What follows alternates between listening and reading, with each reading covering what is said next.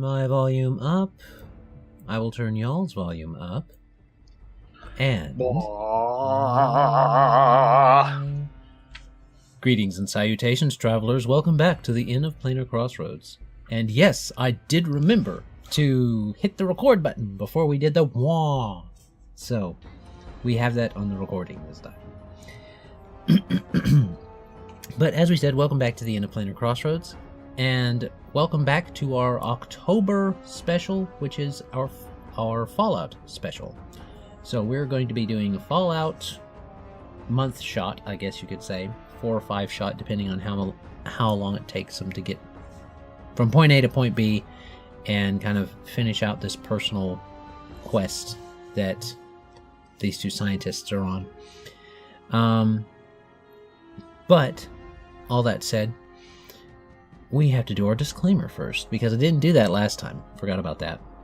So, disclaimer. This is an adult podcast that sometimes features adults that use adult language. You have been warned. We have Patreon going on for the Inn of Planar Crossroads. At $50 a month, we'll give away a rulebook of the winner's choice, as long as it's within reason, people. And then at $100 a month, we will give away either a Pathfinder playtest rulebook, which is now out of date and only a collector's item. Not good for anything else, unfortunately. But it's still good for a collection if you are collecting memorabilia. Or I will give you a choice. We may do a different type of gift depending on the people's feedback when we get to that amount. But getting to $100 a month, we would be able to do something, I'm sure. Our current session is going to be session 2 of the Fallout Fort Smith. We already have, as far as the subscribers go, we've reached 400, so that was our goal. Crypto Fox Gaming got with me, and they're getting together that announcement, so that should be fixed up soon, and we'll be able to put out an official announcement of the one shot and what all is going on with that.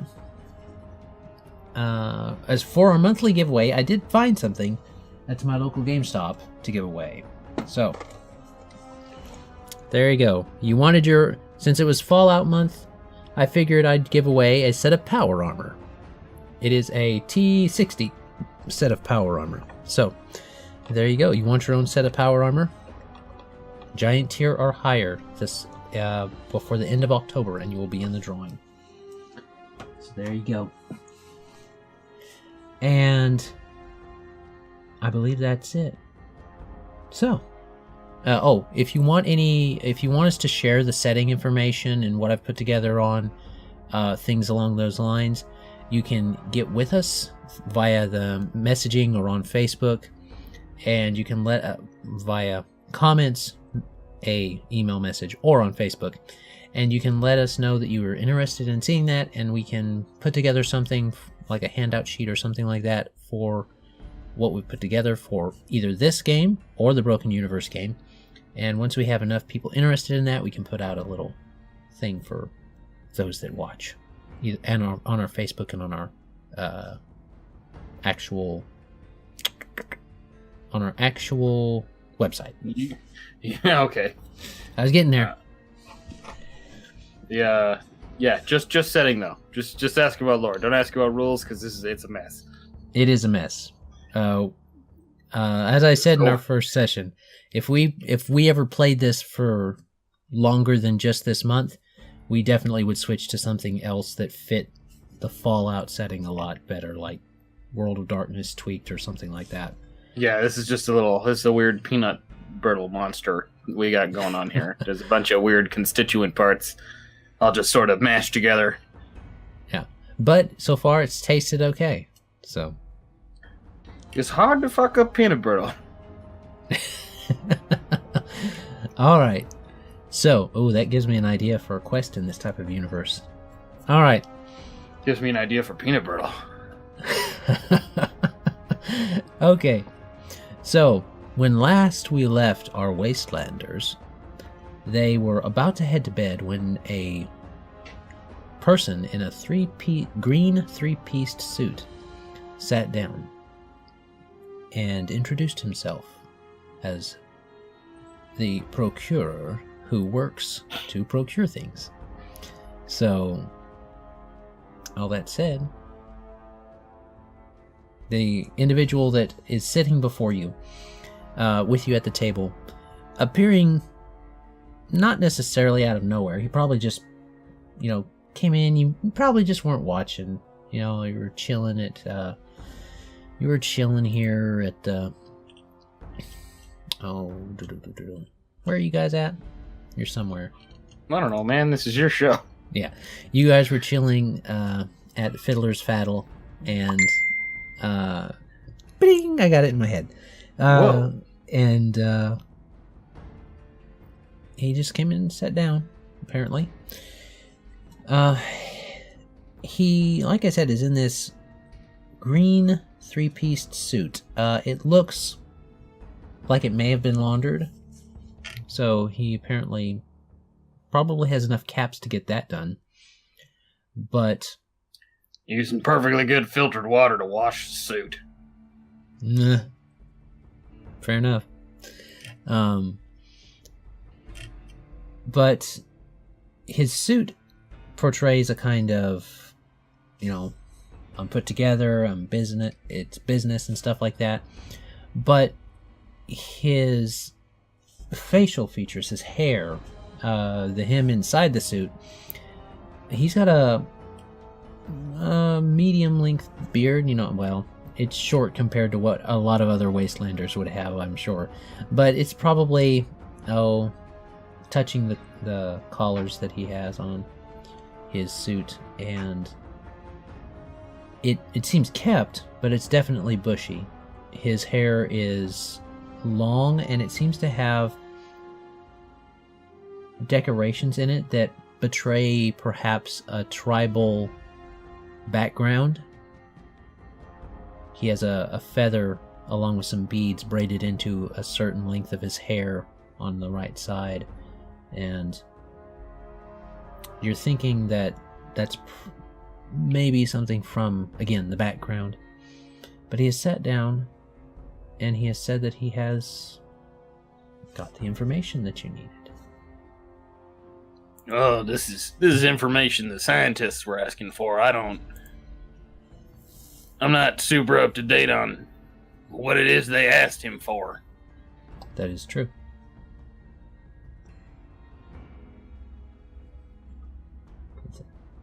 Well, Humphrey says, "Well, you're perfectly welcome to stay and see."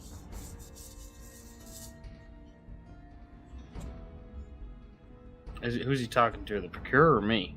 You. Well, unless you're tired. Yeah, I'm not. Well, it's not like I was gonna go to bed. I don't really sleep. I mean, I do, just not very much. You should try sleeping. You know what? I think I will. I'm gonna try that. So, some good advice. I'm glad to have your counsel. Oh, that's okay. All right. Well, he begins to go into what he's looking for with what more specifically Dr. Humphrey and Goldie are looking for. Dr. Humphrey discusses with him about him apparently looking for something in the Agri and Bioscience building of the West-Ark ruins. There's apparently been some experiments that were being done both at the West-Ark University pre-war that had connections down to a Dallas-Fort Worth area, an Austin area of the Texas Commonwealth, that the experiments were going back and forth, and the experiments were a bit vague, but apparently there was a bit of progress made in production of meat and beef cattle and other forms of cattle like sheep and different things like that would be beneficial for the wasteland if you could get them to work for the wasteland, increasing the production value of those different types of cattle. However, the West-Ark building was one of the places that, if it didn't catch a bomb, that university was fairly close to one that was taken. So there's quite a bit of radiation there, and there's very probable ghouls there. Though, again, like the local would know, not a lot of people go out to the West-Ark ruins. They prefer to stay kind of in close. It's hard to tell out there. There ain't a whole lot of stuff most people are looking for. That place has been picked clean once or twice. Oh yes, I don't disagree with you. Though, Dr. Humphrey insists on looking. There might be something more scientifically inclined that other people passed over.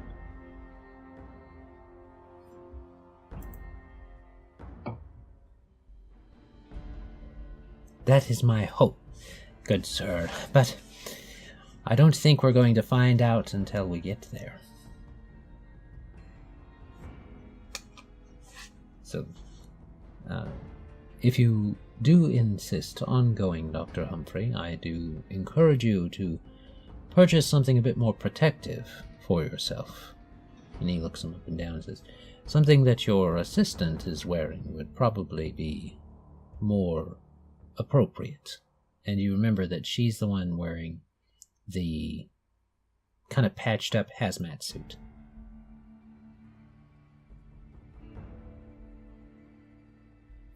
Though I don't think your ghoulish friend would have any problems.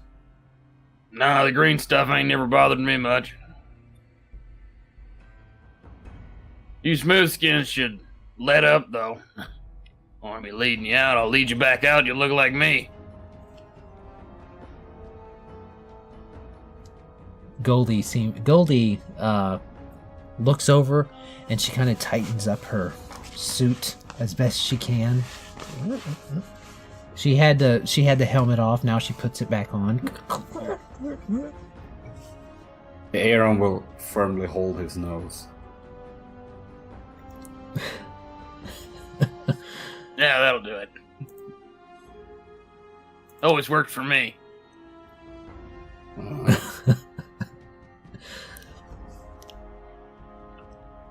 All right. So you go ahead and discuss with them a bit more. Without specific questions, the main gist that you get is that whatever can be found, the procurer believes that it is in probably the basement area of the Agri, near the Agri building, if it is in there. The research, and he does kind of talk a little bit cryptically about, for lack of a better word, payment or recompense from Dr. Humphrey, who quickly says, oh yes, da da da da da da. But aside from just listening in and getting the idea, the little gists of what's going on, apparently Dr. Humphrey and this individual known as the Procurer have discussed it previously before, and they don't divulge a lot of details. So, you may ask questions if you wish, or you may continue to do nothing and listen. Well, he's led to believe. He's led me to believe as such he doesn't know exactly what's in there, and I certainly ain't gonna pay him. I'm not sure what I can get out of him that'll be a use to me. I wouldn't mind selling that power fist I got, though. You can probably find a merchant in town in the fort to do that. There's probably 2 at the most that would be able to purchase it. Yeah, I'll just pawn that off. I can't use it. Okay. So you just go over to probably Hadley's, and that would be the closest one. Mm-hmm. Hadley's Hardware. Hadley's Hardware. Are you Hadley in question? You come as it's starting to get late, so he's kind of closing up and putting his as a. I reckon I am, but hey, what are you doing in here? And looks you up and down as you start close the door. Oh no! What's this? Who's phoning me? Oh god dang! Hold on. Do. We'll turn on some music.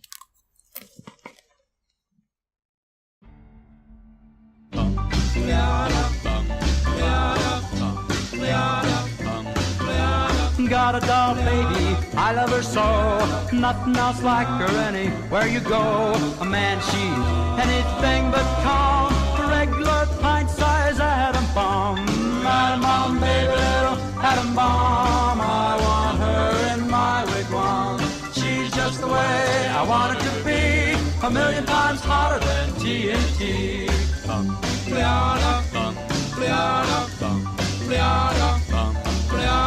Atom bomb baby, loaded with power, radioactive as a TV tower, a nuclear fission in her soul, loves with the electronic control. Atom bomb baby, little atom bomb, I want her in my wigwam.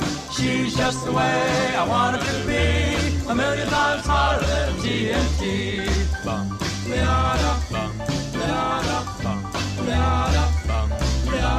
Atom bomb baby, boy she can start one of those chain reactions in my heart. A big explosion, big and loud, mushrooms me right up on a cloud. Atom bomb baby, little atom bomb, I want her in my wigwam. She's just the way I want her to be, a million times hotter than TNT.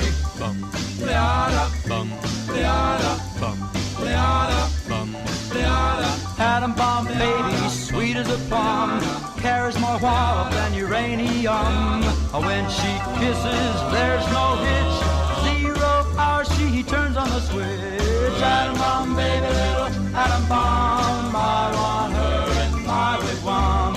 She's just the way I want her to be, a million times hotter than TNT. Atom bomb baby, little atom bomb, I want her in my wigwam. She's just the way I want her to be, a million times hotter than TNT. Baby, little atom bomb. Right. Back on target. So yeah, he says, I don't know if you should. What are you doing around here? It's almost I'm night looking time. Huh? It's time to sleep. What are you doing around here? I was just hoping to trade in some good before I turn in for the night. I might not be coming back through here. All right. What are you wanting to trade in? And he like produces from his coat and like drops that power fist down on the counter or whatever constitutes his encounter. All right. So he does kind of open up the ramshackle door that he's got affixed there, and you're able to come in and slam it down. And I don't know, pretty good. It still works. I don't know. I don't have a lot of call for power fists. 5 caps, you know. Oh, you can do better than 5 caps. Cost me more than 5 caps to take it off the man who tried to kill me with it. What's this extra piece up here? He's referencing the battery, apparently. Okay. Doesn't look like the other power fists I got around here. Do I have any idea how this thing works? I was some sort of technician before the war. That's true, yeah. You would recognize a battery pack and stuff like that. This guy's shop seems to be more focused on not energy, not anything like that. More ballistic and more melee. Okay. Well, So- this is a melee weapon. Yeah. He'll stick his arm in there and like feel around for the trigger. He says, "Yes, modified." Oh. Okay. I see him kind of rub the front of his overalls a bit. Apparently, it's not just that the overalls are baggy; it's that he's got a punch. Probably from his breath's smell, a little bit too much of the Mountain Dew. All right, I feel personally attacked. But you don't wear no overalls. We know the truth. No, just the suspender bit. So,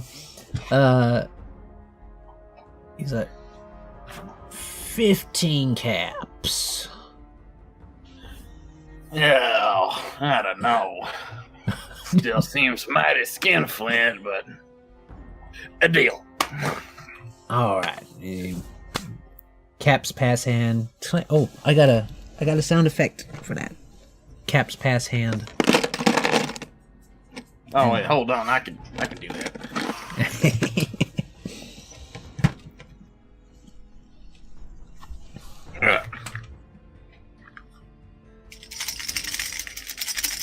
There you go.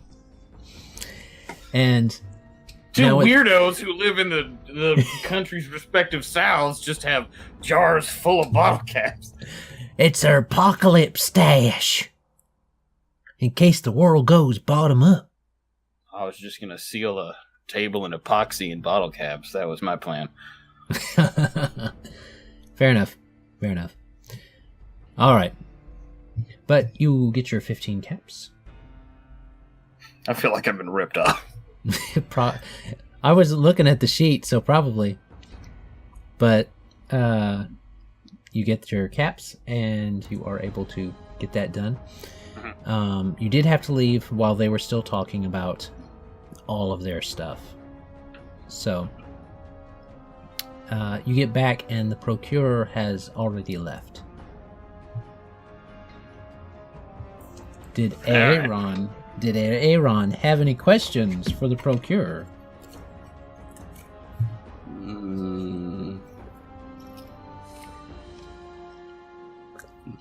Not really. It's like, all right, we'll go there.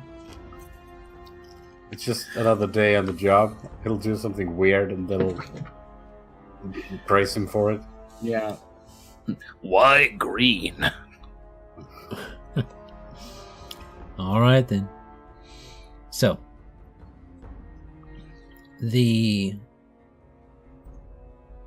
from what you can tell, the plan is to leave tomorrow after Hadley secures a hazmat suit. If he can't find one in town, then he's going to have to go out and find one, or find somebody who has one. Because the radiation is not very good for Hadley. Aaron may or may not want to either scrounge for one or go and get one with Hadley as well. That depends. solemnly on how expensive it is. Fair enough. So let me see. That would be under armor, would it not? So, I mean, technically, all armor gives like protection. that's fair. What are you wearing right now? Oh, I'm wearing some expensive armor. I didn't write down what it was called though. What does it give you? It gives me 7 to EAC and 8 to KAC. It's it costs Jeez. 2,400.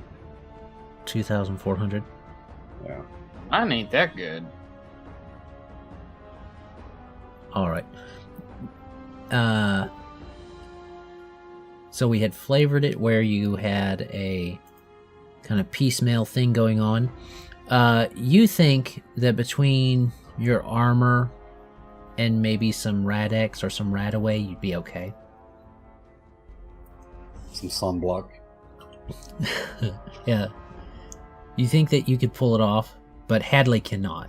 He's wearing clothes. Or, well, he's got durable clothes on, but they're still clothes. So, Just cover him in charcoal. He'll be fine. so he's going to go out and try and secure himself some suit. But in the morning. What about you guys? Anything you want to do for the rest of the night?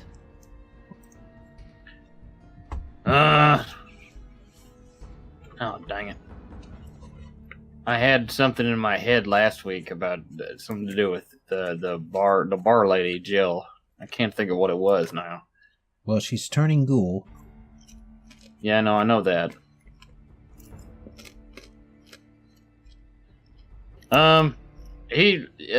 Abrams probably sleeps for a couple hours. Okay. Before getting up and dressing himself like he always does. Make sure that all of his rags cover as much of his nastiness as possible. Like I said, he kind of looks like a walking patchwork quilt. He's just covered in like sewn together bandanas and scarves underneath and on top of and around of this big, probably knee-length leather coat that has probably likewise been like patched and repatched with like a combination of mole rat leather and Brahmin leather and maybe like some like death claw leather. Like he didn't kill it; it was already dead. You found it rotting on the side of the road. Yeah. Road killed. Road kill claw. All right. Yeah, and he comes downstairs, and I don't expect anyone to be up, because it's probably still, like, dead early in the morning. Like, earlier than you get up, Adam. Like, maybe, like, 4 a.m. Okay. And he walks downstairs, and he'll sit at a table. He might venture so far as to, like, get a cup and, like, pour some of that rot gut into it, leave a couple caps on the table, and sit down. Okay. You can do that. It takes a little bit for everybody else to start getting around.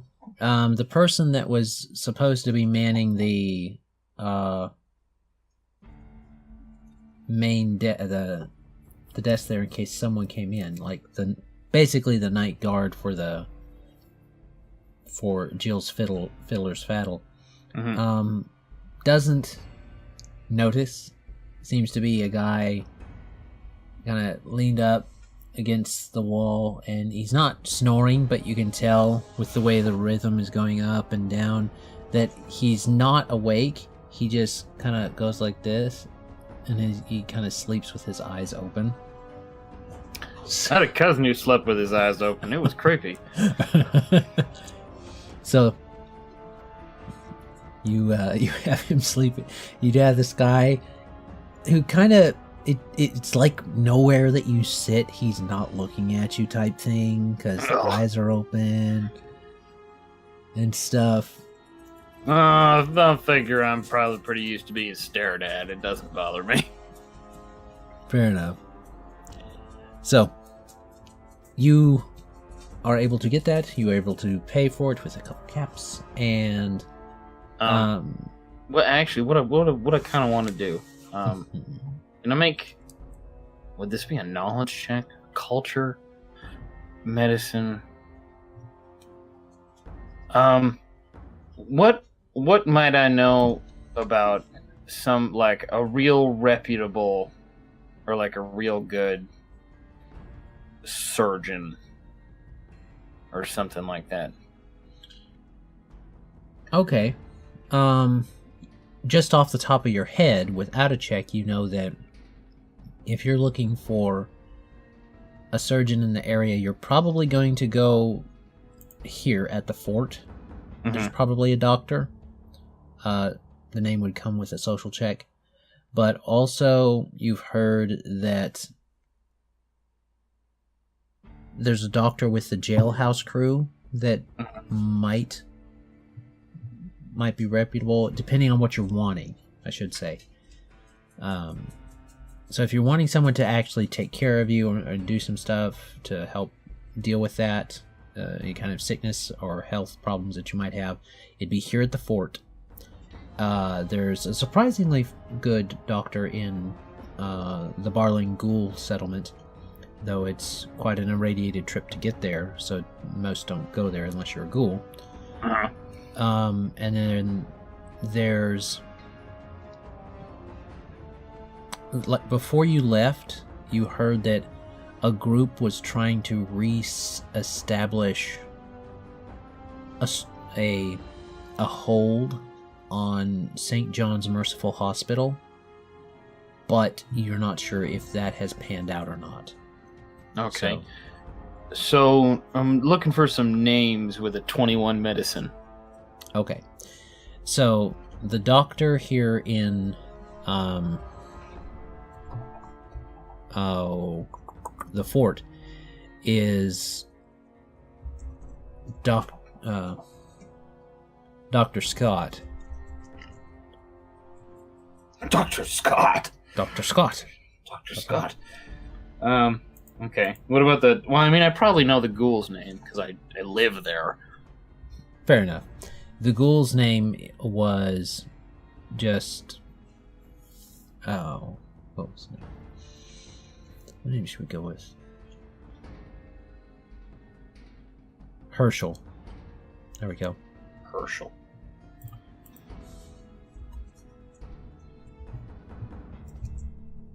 And the name of the hospital was? The name of the hospital is St. John's Merciful Hospital. St. John's. Alright. And the other thing I want to do in the hours I have before anybody else wakes up, a spare bit of pencil. Or, yeah, they got pencils. Graphite's really, oh man, graphite's got to be super irradiated. Don't touch the pencils, ladies and gentlemen. Yeah. Yeah. But there are some... Needless to say, I probably have some pencils on me. Probably. Mm-hmm. Radiation don't bother me none. He's gonna get a scrap of papers, some spare like the back of like an old, I don't know, pieces of manual or something. You know, just spare paper. And I'm gonna. I imagine it'd be either be like a computers or an engineering check to kind of like scribble down the basic schematics for what his implant does. Okay. Some sort of like diagnostics and like this is how this goes together, and not in like a circuit board diagnostic, but like what it does and how it does it, along with some like diagrams. Okay, that'll take A few hours, yeah. Yeah, that's fine. I have time. Fair enough, you do. That'll be a... Okay. That's pretty good. Engineering and computers are the same number, so 31. 31. You are able to get a pretty good idea, get a pretty good schematic out there now. You think you've got it in language that she can understand. She's not dumb or anything. You think she can kind of grasp it, though it's the getting someone to make it that would probably be the most challenging thing. So there is that, but aside from that, you think you've got it both complete enough for her to do her own thing with it, but also comprehensive enough to... If she were to take it to someone, they might be able to make it? Yeah. Yeah, okay. Yeah, that's what I was aiming for. Okay. And when she comes around, I might talk at her or spell if I can get her alone. Okie dokie. In the probably most of the morning, Humphrey is kind of poking around trying to find a hazmat suit that will be able to work for him. Does Aaron want to do anything while he's waiting on Hadley to get his suit? Goldie's with Hadley. I mean, nothing in particular. Okay. All right, then. We will continue. So, you guys meet back up with Hadley, or more precisely, Hadley probably meets back up with you around 11, maybe noon. And Kane is missing. So I can't do his little thing with what's-her-face, with Jill. So, alright. When Hadley meets back up with you, you see that he does have a suit. And he sees that Adalaide Abrams is off by himself, and he kind of says, "Well, Aaron, it seems that we've got it taken care of. We've got a suit, and we're going to be starting out soon. You have everything you need. It's significantly lightened my load of caps, but it's been procured." Yeah, I mean, you don't need the caps if you don't have the suit. That's quite true. Quite astute of you, Aaron. So, we will start out momentarily. I'm going to make sure we have all we need, especially for Goldie. She's been wanting to make sure that her suit is also taken care of. So, and as we had said before, it was somewhat damaged, so she's gotten it repaired. Oh, that's good. Wahahaha. I returned. I had to go PPP. Well, that's good to know. PPP, 3 Ps. I said 3 Ps. I held up 4 fingers. You're on the ball tonight. Yeah, welcome to the public education system. I slept for 3 hours last night. So, Humphrey's back. Dr. Humphrey's back. And he seems to have procured the suit. He's about ready to go. But Jill did come over to you in the meantime, making sure everything was, you got what you needed. And she's taking care of everybody. So it's not like you're getting a lot of special attention, though she has paid, kind of looked at what you've been doodling with interest, though not comprehending necessarily what was going on. So you have moments to talk with her if you wish. Okay. Alright. How do I want to do this? I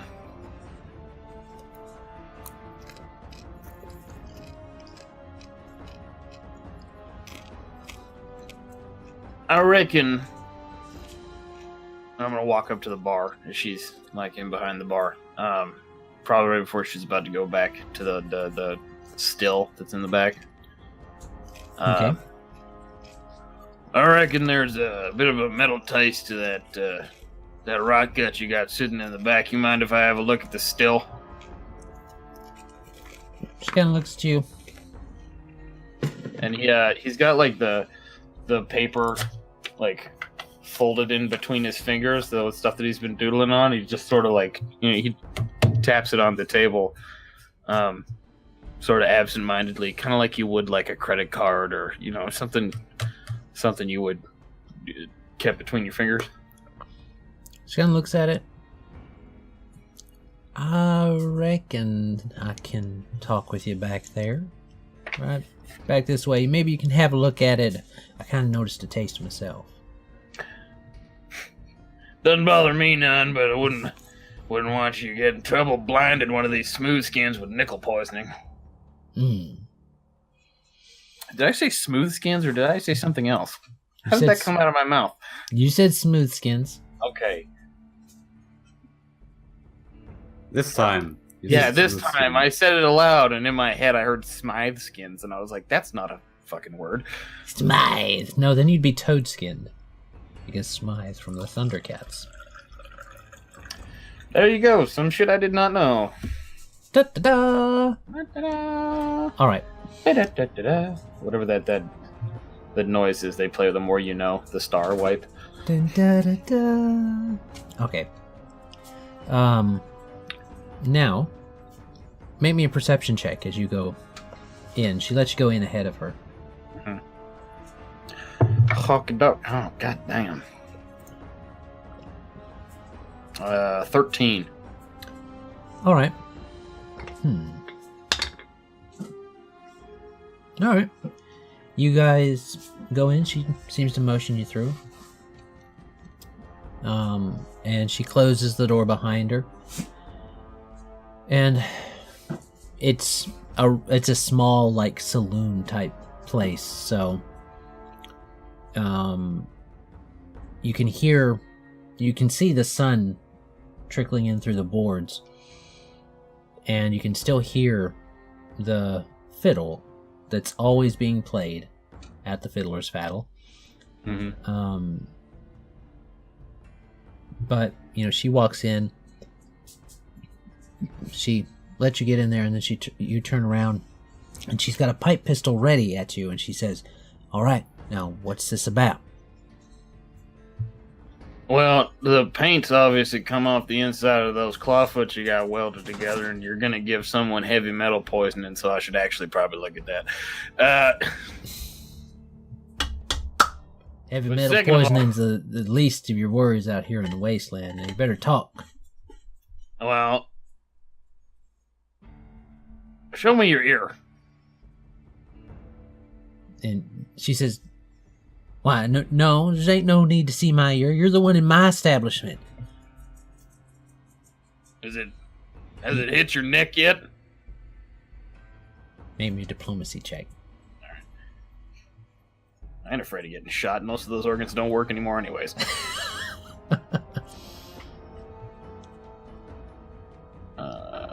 Oh man.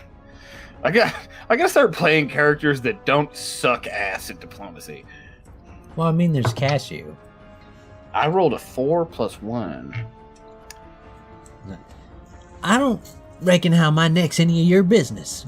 Ghoul, now, you just tell me what this is about.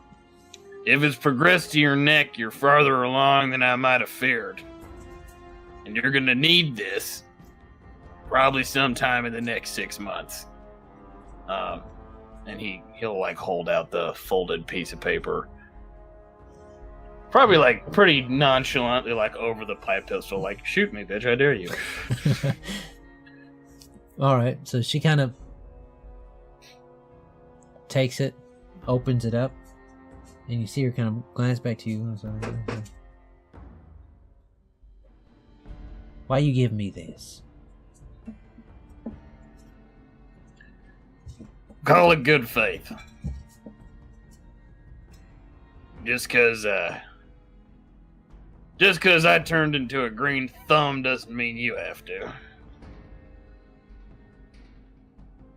She lowers the pipe pistol.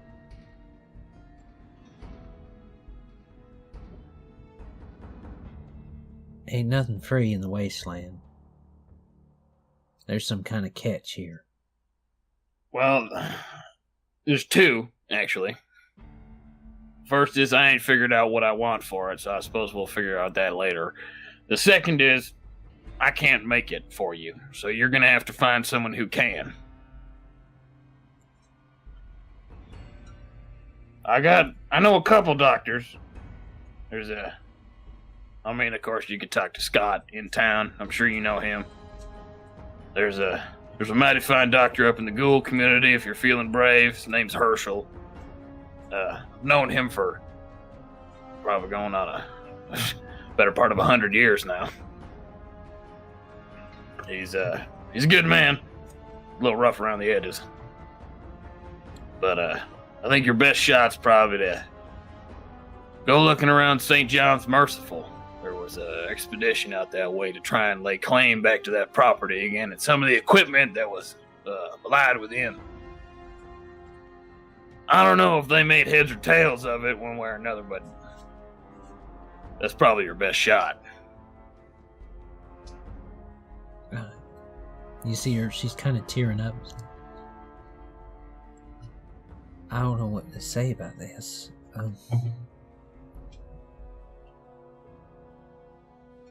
And she can't really say much after that, so she goes, well, I just reckon you should know that I appreciate it. It's scary not knowing what you're gonna know. Oh, trust me, I know exactly how you feel.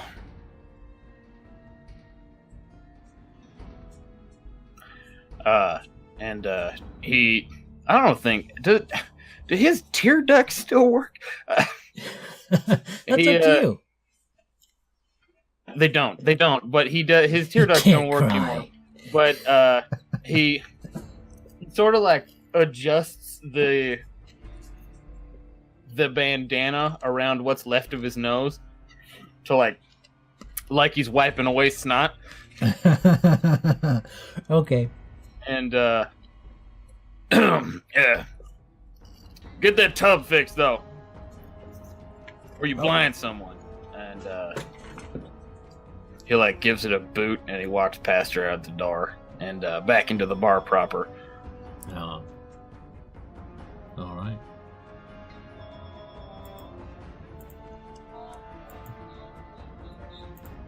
So, I think, with that going off, we will take a quick break so that I can get that. Be right back.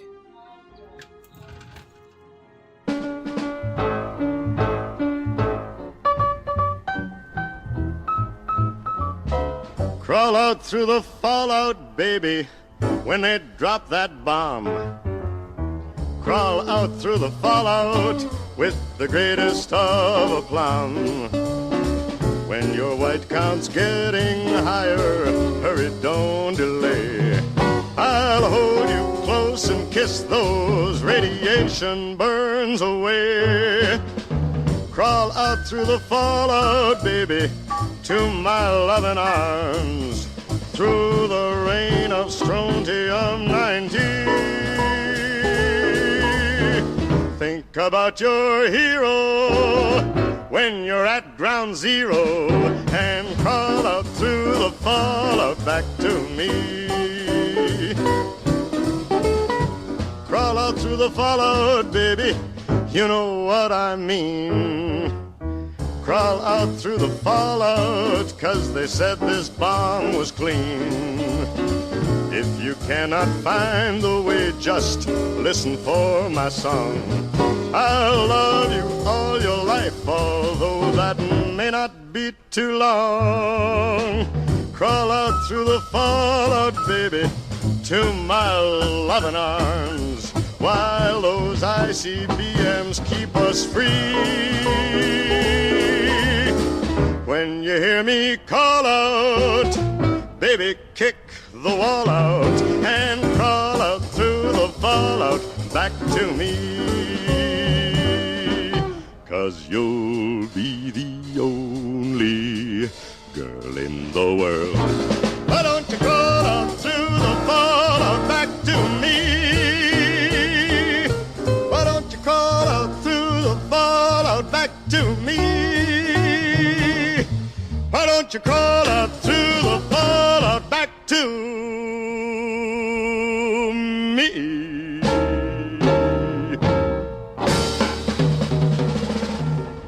So you walk out the door, and Jill kind of stays in there for a few moments, you suppose collecting herself. And then she kind of just storms out and says, "Dang, Tubbs." Real convincing, like. Yeah. But you guys are basically ready to go. So, it is up to you. Alright, let's get to stepping then. Okie dokie. So, you continue on. And is there anything else you want to do in town before you go? I bought the thing I wanted. I sold the thing I had. Yeah. I did my good deed for the day. You did? Yeah, I'm all out of juxtaposition, as it were. Okay. And Aaron is just ready to go. So, we will go. Looking at your map. And for those wanting to know, well, how are they seeing the map and stuff like that? Well, to be fair to them, Hadley has Dr. Hadley has an old, I think we talked about it, the old Pip-Boy 2000, he has a busted up one. I think we talked about that last time. But you guys do have access to this map. So, maybe we both have one, because we talked about before, we were writing off the targeting computer I have as a reclaimed Pip-Boy. That's right. So yeah, you've got in your reclaimed Pip-Boy, you also have the functionality for the basic map. I hadn't thought of that before. That probably makes my job as a guide a hell of a lot easier. It does. Pip-Boys are very desirable on the trails, on the caravans. Yeah. So, all right. Now, you guys are basically, you are at the National Cemetery over there, and one more thing. Sorry, really quick. Hey, I asked. Just to add this. No, it's not a thing I want to do. I just want to add this stipulation that Jill knows my name, and if she does go to the Ghoul community, to give my name. Okay. Yeah.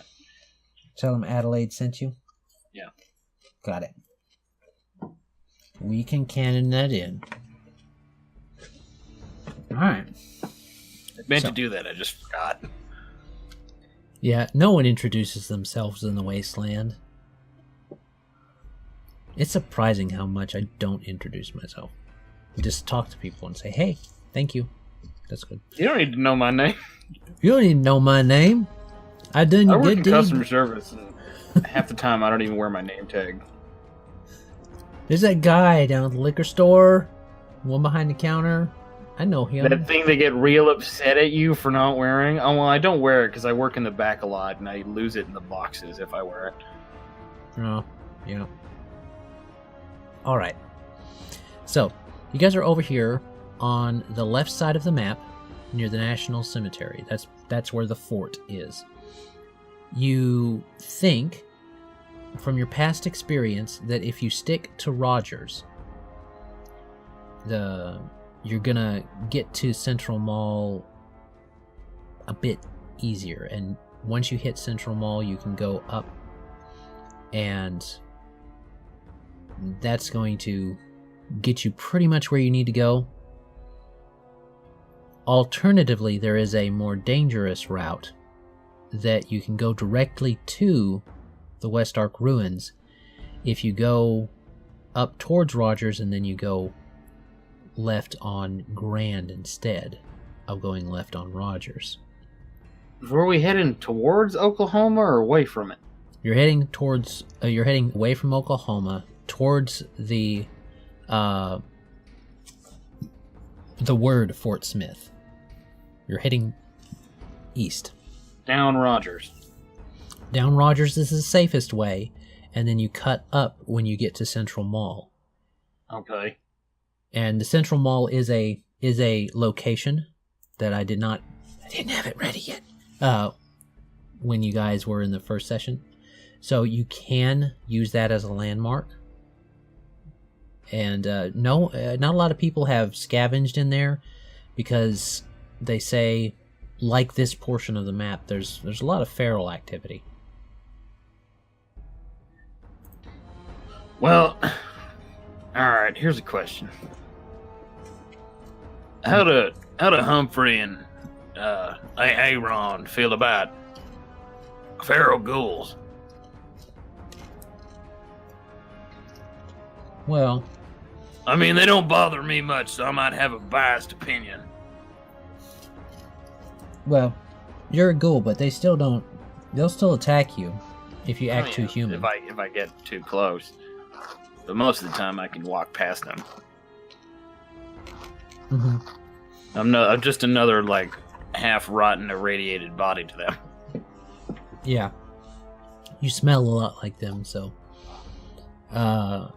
it's not a big problem for you. But you do think, from what you've seen of Humphrey, he doesn't much care to be around dangerous things. He doesn't like doing dangerous things. He's only doing it because his scientific curiosity has forced him to do it. All right. So I give him the two options on the map, based upon my my personal expertise. Can I make a check to see here? Is there a shortcut that is less dangerous? That is a 24 survival.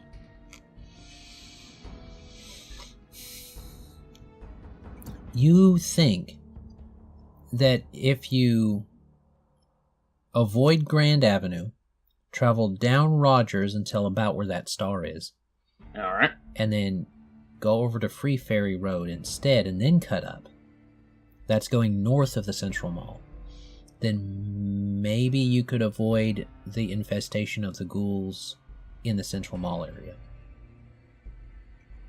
All right, Humphrey. We come this way down Rogers and cut off through Free Ferry.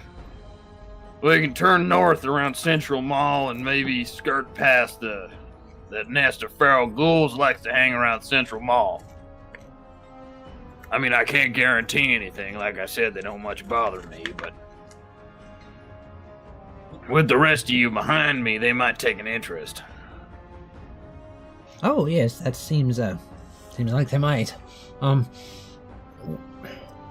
He kind of starts thinking and says, It's quicker and safer than going the long way. The longer you spend on the road outside of town, the more likely you are to run into something once you dead or in their belly. Yes. So he's kind of indecisive about it, and you kind of... Goldie has the visor on her hazmat suit kind of flipped up, so that she can see, because it's got that big shield on the front of it for when solar radiation might come through, like a sun shield. Mm-hmm. But she says, "Oh, Humphrey, I don't want to go near those mean old ghouls." He says, so he kind of looks and says, I think the free ferry route might be the best idea. Alright, it's decided. We're going my way. Alright. That's what he wanted. He wanted to go his way, so now we're going his way. Alright. So, Let's stick Aaron out in front. alright. No, I can go front. You're supposed to point the way. Alright, go that way. And he points off in the direction down Rogers. Alright. Alright. Most of Rogers is a 4-lane highway through the city. It's very open. Traveling in a way that is just like straight down the street might attract attention. So are we sneaking? Well, alright. What's the land around that 4-lane highway like? Hilly. Alright. Yeah, I might suggest we stay off the road proper. Maybe cut down on our visibility. Okay. You can probably follow the road based upon your last survival check. You can think you can follow the road and weave in and out of a few close alleyways and not have to worry too much. You're pretty safe until you get to Rogers. And then as you start to get further towards the center of the map, you pass the Ward Hotel that you're having trouble remembering it, but you know somebody's there that's involved with this. Sometimes it's hard to place that began with a P. That person. You'd probably go back there at some point. Yeah. But you keep going down, and you pass that, you go down, you can see when you're on Rogers that there is a while you're still within this downtown area, there's an old church-looking building, very cathedral-esque church-looking building. You know that is the Cathedral of the Immaculate Order that is headed by Mother Felicity. And it functions kind of like an independent orphanage, is how it was run in the past before you left. So that's what you think it is now anyway. Mm-hmm. And you have to pass that. You see if you want to make a perception check as you pass. Also, I'm kind of wondering if maybe Adelaide's doing a little, like, real rough tour guide work here. Possibly. That's plus 9, right? It is 17. 17. So you see in there, and they're not trying to hide or anything. Several of the stained glass windows have kind of been knocked out. Not all the way, but enough of them that you can kind of see in. And they have a pet cat, apparently. And It's got 2 heads. hey, the cats are unmutated, strangely enough. Kind of like the dogs in Fallout 4. Oh, yeah, I suppose that's true. Because dog meat ain't mutated. I got a theory that dog meat's just like a kind of shape-changey dog or something like that. Because Nah, there's something wrong with that dog. Yeah. No, there is. He is mutated. He's unkillable. Well, there you go. He's a super mutant dog that never got green. There you go. And his cells just constantly regenerate. So, anyway, all that said, you see in there that you see who you supposed to be Mother Felicity, and you see some kids, various ages, all in there. And they seem to have taken this old church, when they say cathedral, it's like a small cathedral, but it is a cathedral type building with that type of architecture anyway. And they seem to have that complex. They have some fortified wrought iron fencing around that, and then they seem to have also got the dormitory building that's close to it. So they have fortified around that to enclose it, but that's all they have is those two buildings. There's some older kids up on the top, kind of watching and looking around. And let me have that stealth check for the group. Are we gonna get attacked by kids? You don't know. Alright. This is the wasteland. Everyone's hostile. Yep. They're all red. All their names are red. Well, fuck. I rolled a 3. God damn it. Uh-oh. I thought you shouldn't have burped on your dice, man. I told you. These dice are out of a bag I didn't belch on, though. Well, you should have belched on your dice. You should have belched on these dice. That's with that roll of 3, that's a 15. All right. Well, that's enough. Apparently, they don't seem to notice you as you're going looking around. Trade out for a belch die. We'll see what happens. We'll see if it's the belch or if you just suck as a general rule. So. Well, I mean, I'm pretty sure I just suck as a general rule. These past 12 years of tabletopping have taught me anything. It's that I suck. Well, to be fair, that's probably why you enjoy games like Fiasco a bit more. To be fair, I like the idea of Fiasco. I don't think I've ever actually played it, though. We did. We played it once. Did we? Yep. We played it once, and we had the whole thing where we had to pick characters, so I was the chick, and then there was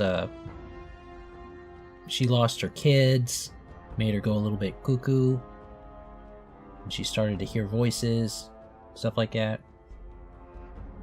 So. Man, you're talking about it like it happened, but I don't remember it. It happened. It happened. I know it happened. Because that was the only time I remember played this? No, I've never been part of this. Alex doesn't remember. Joe, not Joe. Joel was part of it too. He played too. So, whatever.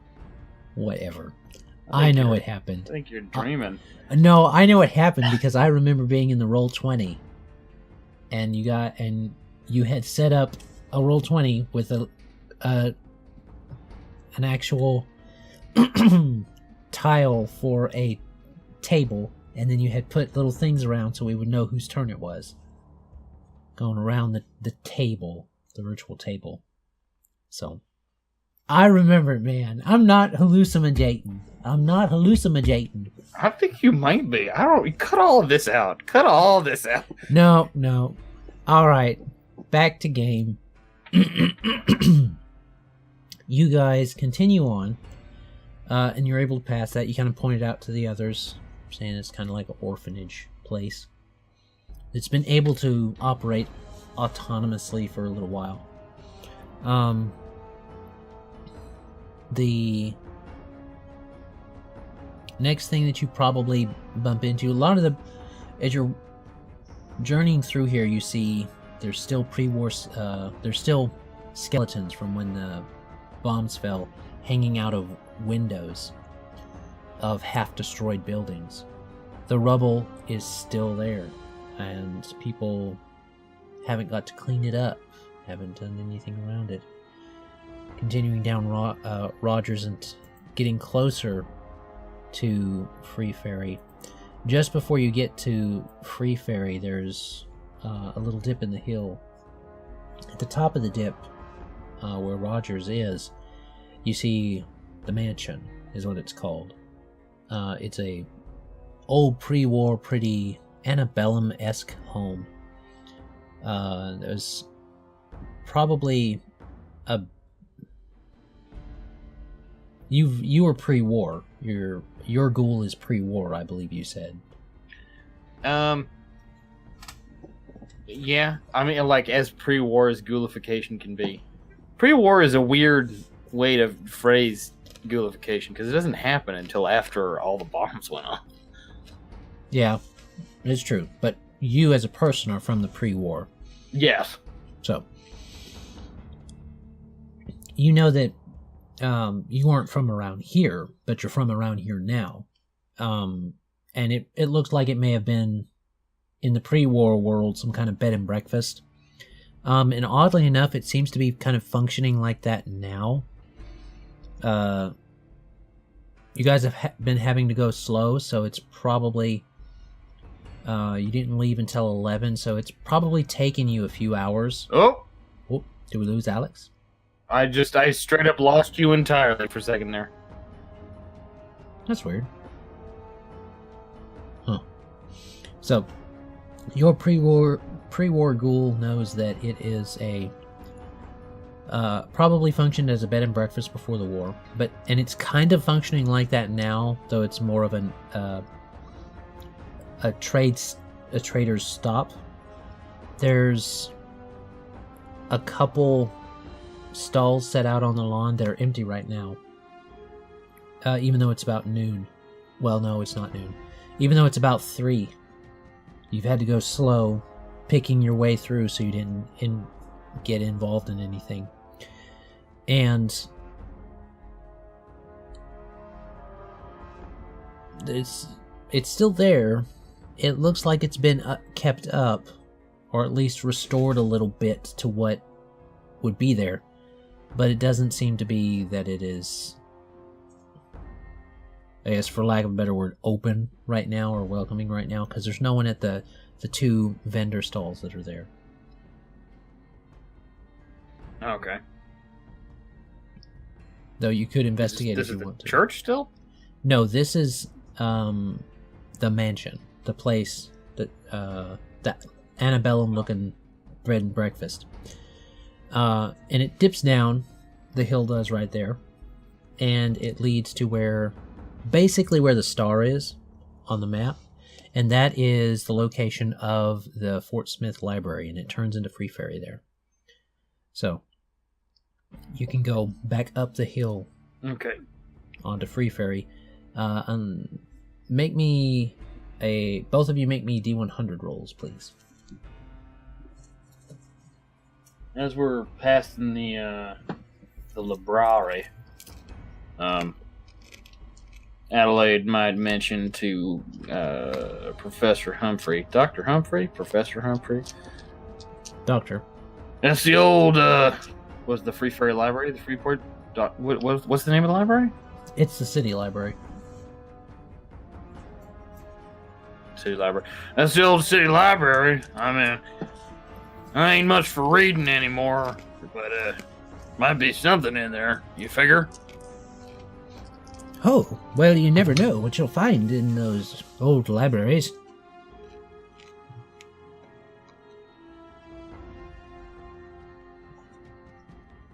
That was potentially a bad roll. 28. 28? Oh, an 82 from we got backwardsies. Backward, the opposite of twinsies. Backwardsies as the opposite of twinsies. Gotcha. All right. So. All right. You're kind of remarking that to Dr. Humphreys, and he does show interest. In fact, he almost wants to go in there Oh, there might be something in there. But, unfortunately, that doesn't get to happen because you're discussing that with him, and you're looking the other way. But, kind of coming down Rogers and sniffing the air as you guys are getting there, Aaron sees a pack of ghouls. Uh-oh. Whoa. Whoa. Oh, it's, stinkers.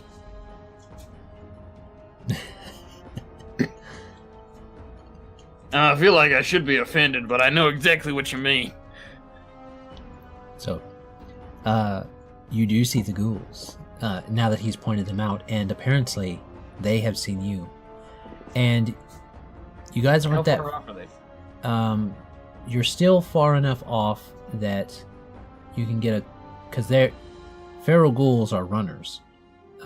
So that's the type of zombie they are, is runners. They're athletes. They're athletes. They hungry.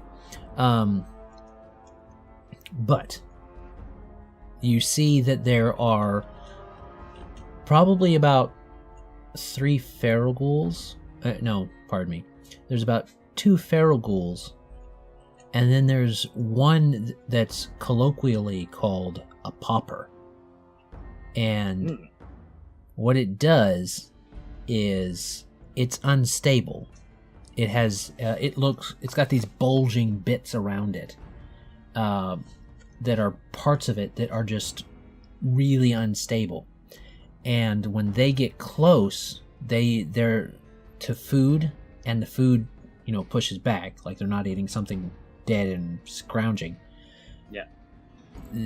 It causes it to go and explode. So the poppers are a problem. Mm-hmm. The other 2 feral ghouls, you don't know. So they're running at you now. All right. Adalaide turns around when Aaron points out these ghouls run towards him. He says, "Oh shit! You, Baron, get out in front and deal with those 2. I'll hit the bloaty one."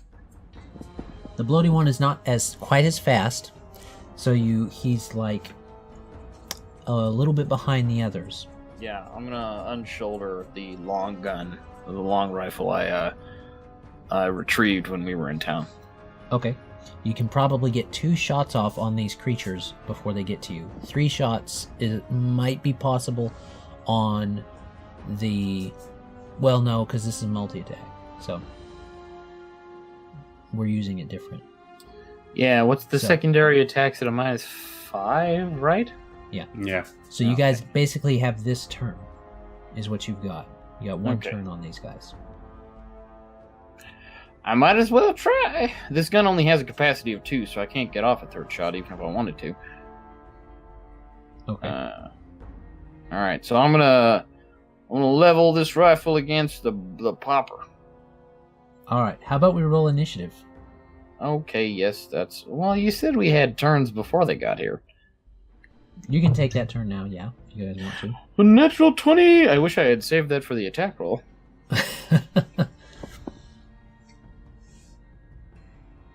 All right. So was that natural 20 was for the... Puts me at an initiative of 29. 29.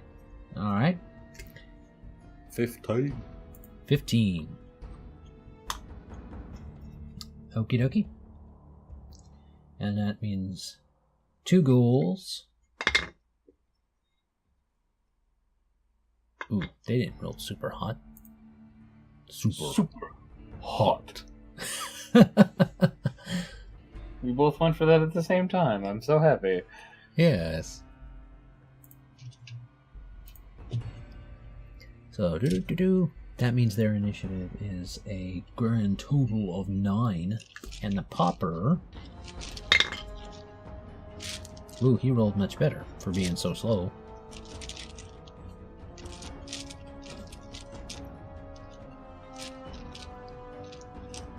He got a 23. Ooh. Oh. Oh boy. Ooh, buddy. Alright. So, now it is on y'all. What do you want to do in this basically surprise round? Is what not a surprise round, but they got to get to you. Alright. I'm going to level that gun. And I'm going to hiccup and belch at the same time. It's going to hurt my lungs. Okay.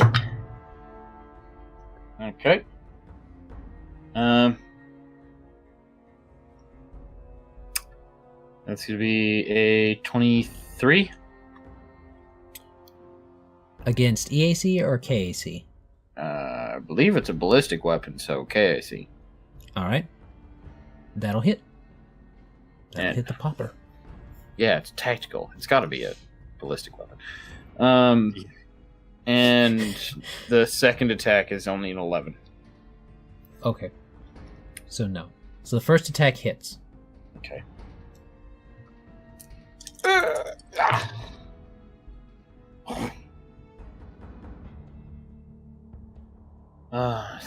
For no, not very much. Like 9 points of damage. 9. Okay. Kane, you got something that's falling down your camera. Yeah, I know. I was trying to put a sticky note on here so it would I wouldn't be so washed out on camera, but to no avail. No avail. Alright. I'm just a pale boy. Pale boy. Nothing wrong with that. I live in the basement. Why did that fix the white balance? I plugged in another light. It just did, man. It's just, you accept it. You gotta accept it. Sick. Okay, awesome. Okay, that's weird. Whatever. Whatever, Starfinder. You're weird, Starfinder. You're an Oh, incomplete okay. system, Starfinder. Okay, I see what it is. I see. You need a rata, Starfinder. Don't peeing on the rug, Starfinder. Alright. So, now, it is Aaron's turn in this round. So, How far away are they? they are 2 movements away. And I'll wait. Okay. Standing there tensing up. Just... Okay. Just he's just flexing his pectorals. Just don't. Welcome to Gun Show. Alright. Hey, Ron, gonna. It's more flesh than muscle, though. Fair enough. Dun. Yeah, it's a much deeper sound.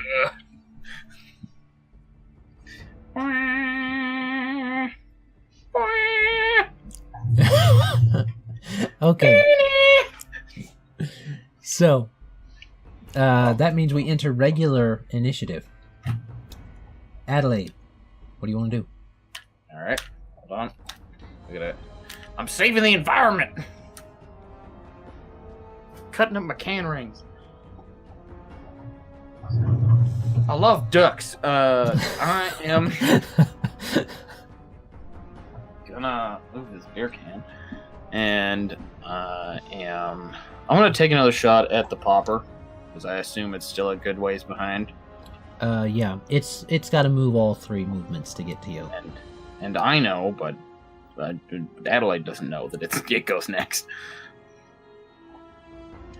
And it's a good thing that second attack I rolled last turn didn't hit, because because this sniper rifle's unwieldy. I can't fire it more than once around, anyways. Oh, okie dokie. Oop. That'll be a 16 versus Casey. 16? Yeah, versus Bloody Boy. Bloody boy. That will just hit. Oh, nice. Nice. Nice. Nice. Oh, man. These D4s are... How is a D4 bad? It literally can't be weighted poorly. 2, 4, 8 points of damage. 8. Alright. Your shot rings out across the waist, reverberating off the cylindrical design of the central portion of the library. All right. And now it needs to be reloaded. Alright. And I will spend an action to do that. Okay. And I will strafe right with my third action. And that'll be my turn. Okay.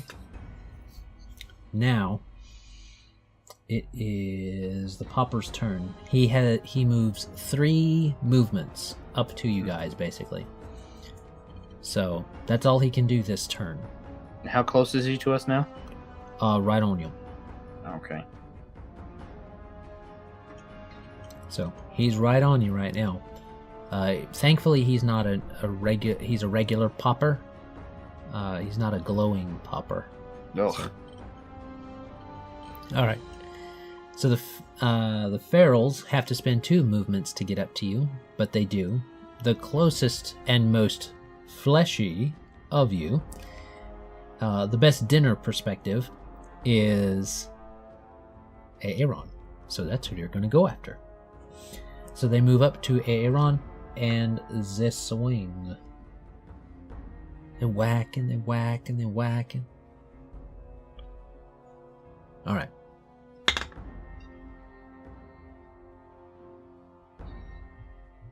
Ooh, they got a 15 on the dice. What's your KAC?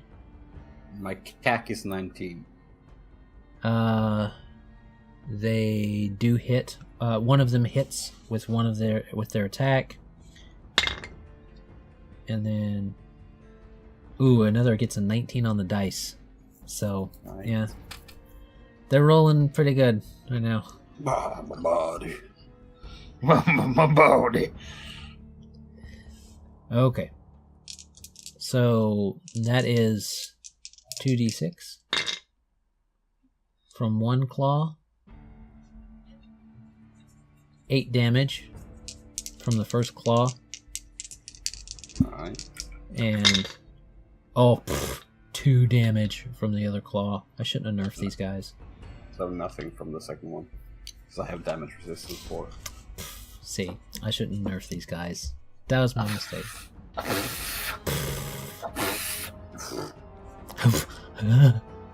Alright. Now it is back to Adalaide. They are right up on y'all. Trying to munch your face. Didn't Oh, Aaron have a pass in the initiative? Yeah, he did. He had to wait. No, that was last turn. Yeah, you should have gone before them, Aaron, so... Nah, that's fine. It's better if they run up to me. Yeah. Well, there you You go. should strafe left so I can go right again and shoot the popper. Let him blowing up in between us. So everyone is in melee with me? Uh-huh. Alright. Except the Come on. popper. Well, no, the popper could be. Yeah. I figured that it would if he uses 3 actions to move up to me. Yeah. So I'll try and grab him and shoot out the stinger into his neck. Grab the popper. Yeah. Okay.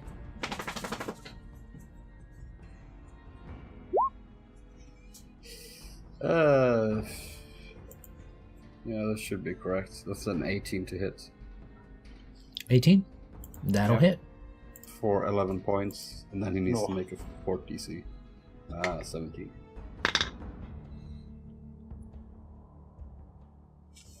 So that's...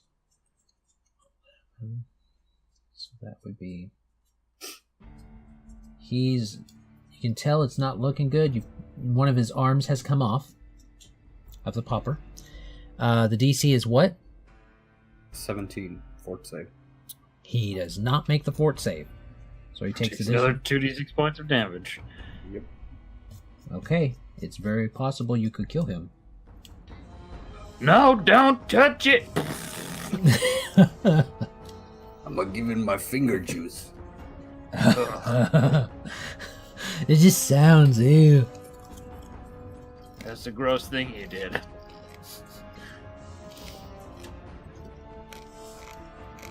So how much poison damage are we looking at? No. That's right. I need to roll that. Yeah. 7 points. Right. So he Average. took 18 total. All right. It's looking bad for that popper. All right. Okay, well, seeing as how it didn't explode, Abrams does yell, "Get away from it!" Yeah, I was thinking I was just gonna give him my finger juice, you know? Well, you gave him the finger, now move! I guess I'll 5 foot and then move. So I move 40 feet away with my 2 remaining actions. Okay. So you move. Those ghouls gave you the punch up. Don't explode now. All right. And I don't think so. You step and then you move. Okay. Yeah. So I don't think that there's a thing for that. All right. Now we're back up to the top of the thing. So, Adalaide, what you doing? Okay. He's gonna shoulder the rifle. Is that an action? Stowing a weapon? Mm. I think so. Okay. He's gonna shoulder the rifle, pull the pipe pistol. How close am I? Like, in feet, how close am I to the popper? The popper, you are probably... They were surrounding Aaron, and he wasn't very far from you. So you're probably within 10 feet of the popper. I did strafe right at the end of my last turn. Okay, that's right. So you are probably within 10 feet of the popper. Oh, that's too close. That's too close. Oh, well, might as well use all my actions. I'm gonna shoulder the rifle, pull the pipe pistol, and fire it. Okay. Fire away. Oop. Knocked my die over. Dirty 20. Dirty 20. That'll hit. 1d8. For 6 points of damage. 6 points of damage. You see his head go... And he falls to the ground. And when he falls to the ground, a familiar gurgling starts to happen. It's sort of, it's not in turn, obviously, with like, it's, since time moves at a fixed rate, he's just starting to like, oh shit. So the pop is about to happen when it rolls around to its next turn. So that means that it is... Oh, it's the popper's turn. So the other ghouls are still around it, which means they're going to take damage as well. And where'd they go? Alright. It explodes for not a lot of damage. 8 total damage. Alright. Is there a reflex or is that just damage? It is, let me make sure.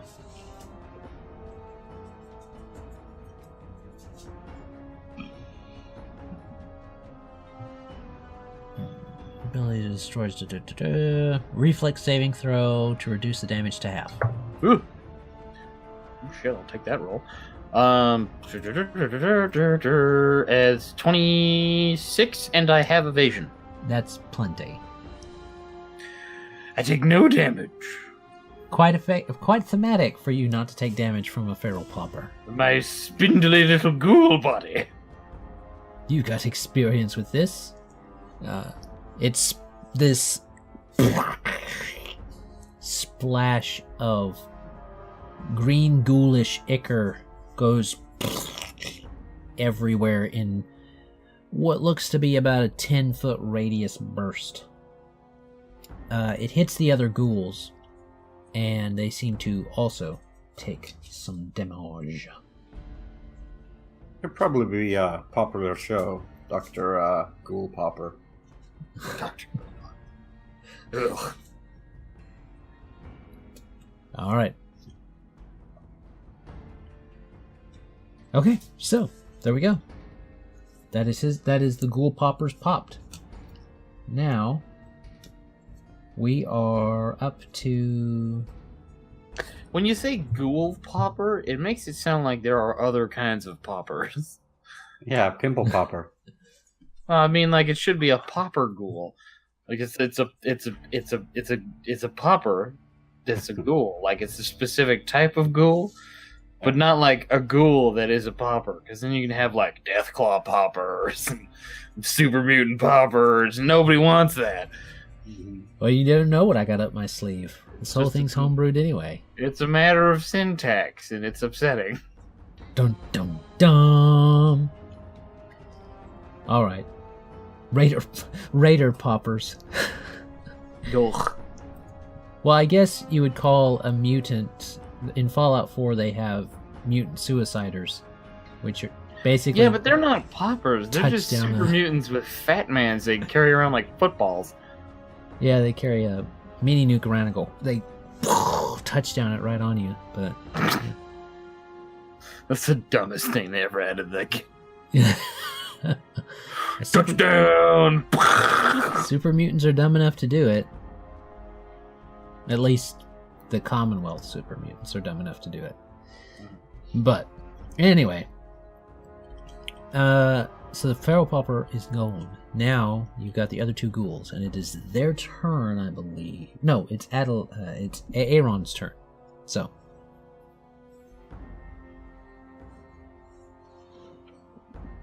I mean, I'm not going to complain, but I feel like I'm getting too many turns. Well, it's Aaron's turn now. I've done it right. I've said it right, so. Alright. So did the ghouls move? No, they got hit. They haven't got a chance to move yet. It's your turn. No. Pop them with your muty arms. I guess I'll go back in, and then I'll do... Well, we'll do one attack and see what happens. Okay.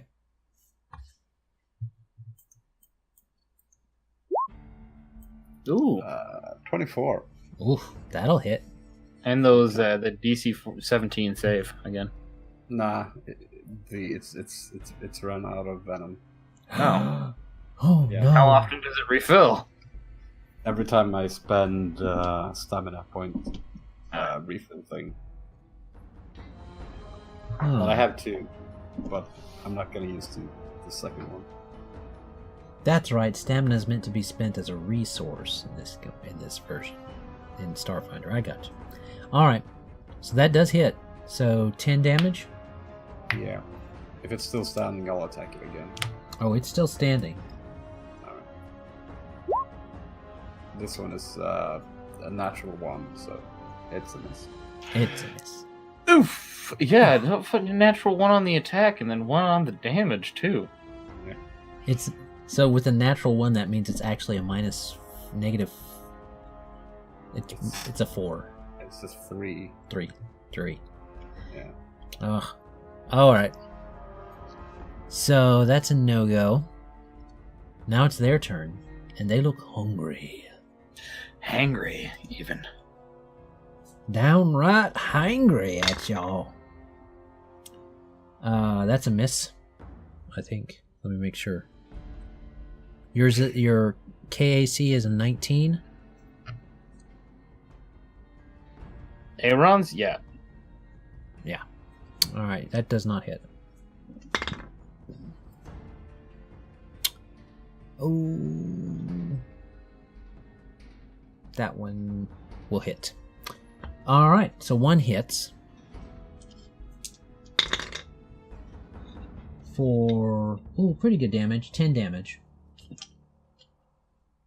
So it swipes its claws at you, trying to gnaw at your face, your big Cro-Magnon man face.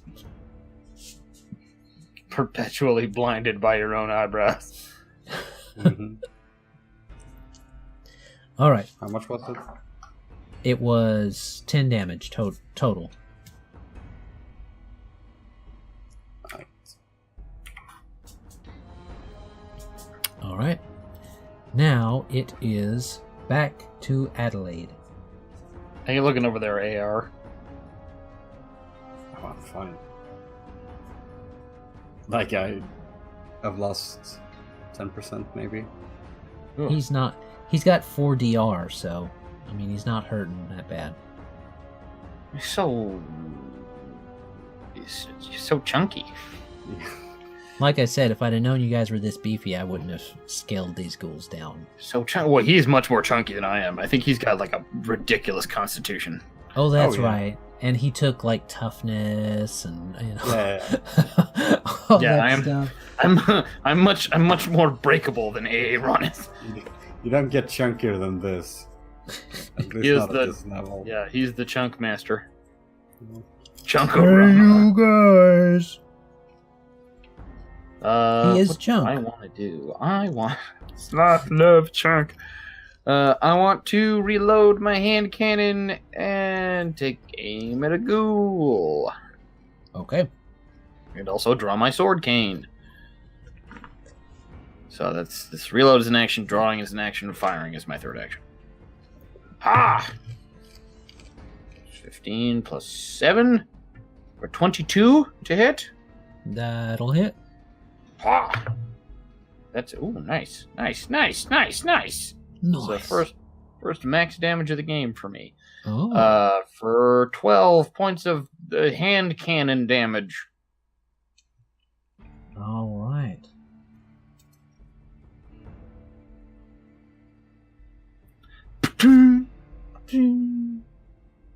And that means the ghoul popper is dead, so Aaron goes next. Trying to munch on you, Aaron. What's up?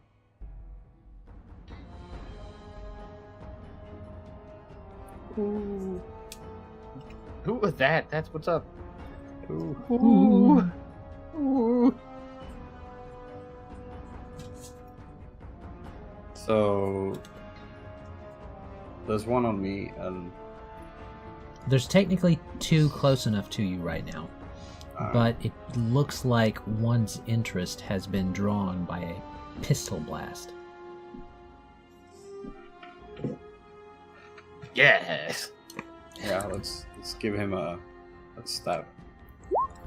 Oh, 24 to hit. that'll hit. Or 12.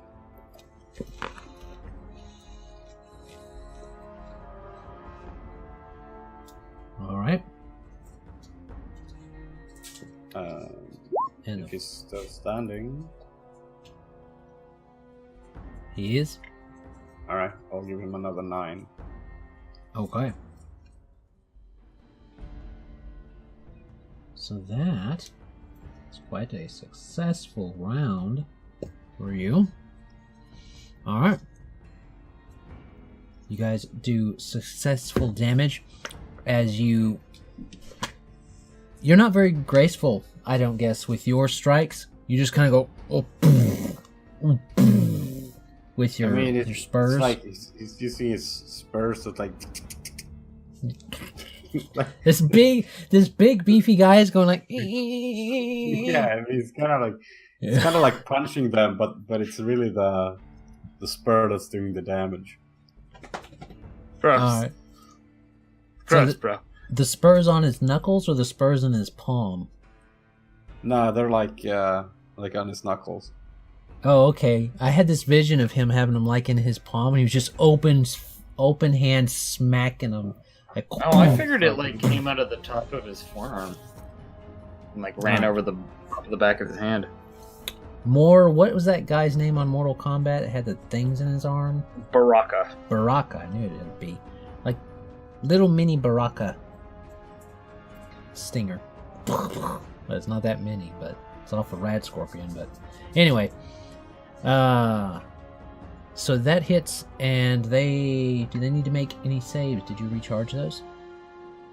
No, I need to do that as a rest. Oh, okay. I gotcha. Gotta spend stamina on a rest. Alright.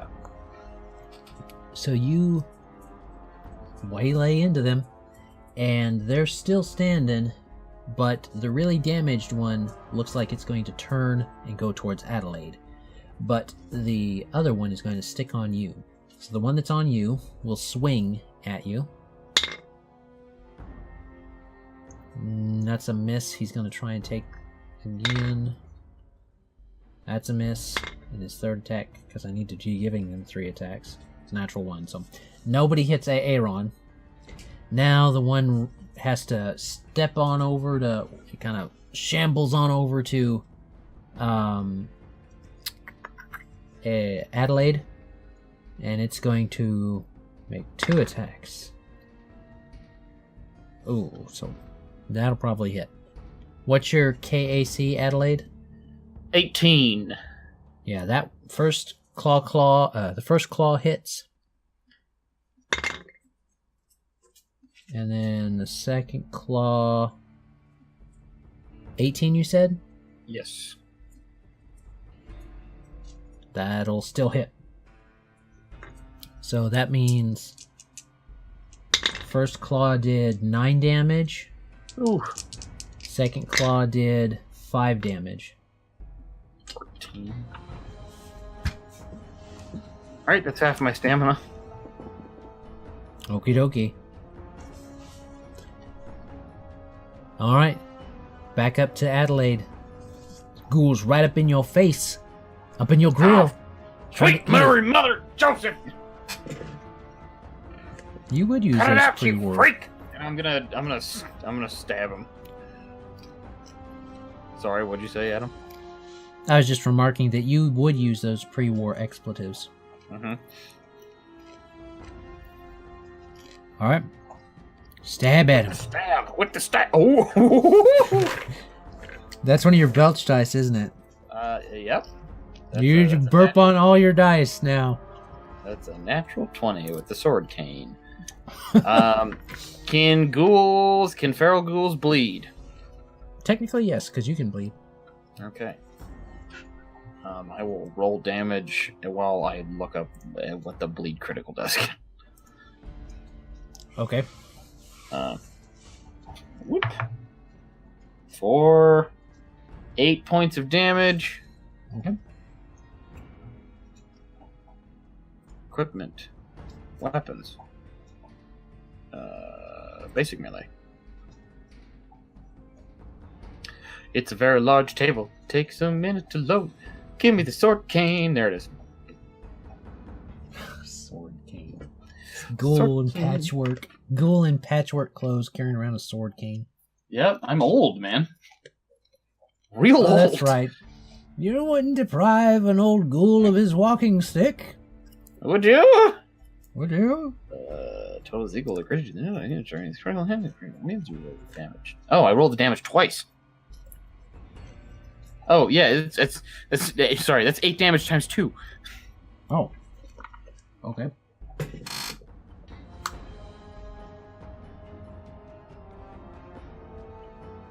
All right, that one's looking really bad. And then 2 points of ongoing bleed damage. On its turn or your turn? I'm gonna it happened on my turn, so I'm gonna assume my turn. Okay. So it takes a total of 18 points of damage. Got it. All right. It's not looking good. And that was its turn. No, that was your turn. So, Aaron, it's your turn. There's only one left, right? Well, there's two left, but the one that's on Adalaide looks like it's pretty much dead soon. So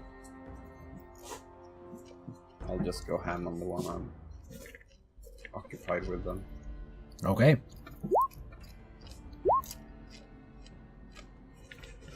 A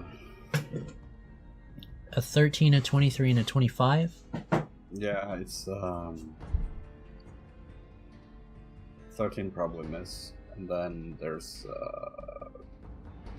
18 on the second one and That'll 15 hit. on the last one. Okay, so the 18 hits. All right, so that's 12. 12 damage. All right.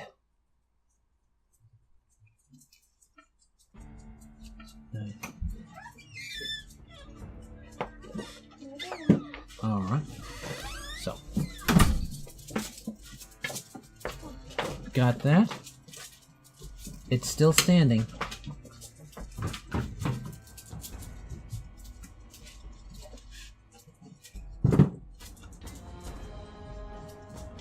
And then we'll come to their turn in just a second once I finish doing this math. So it's 12 damage. 8. Okay. So now it's their turn. The ghoul on you will attack.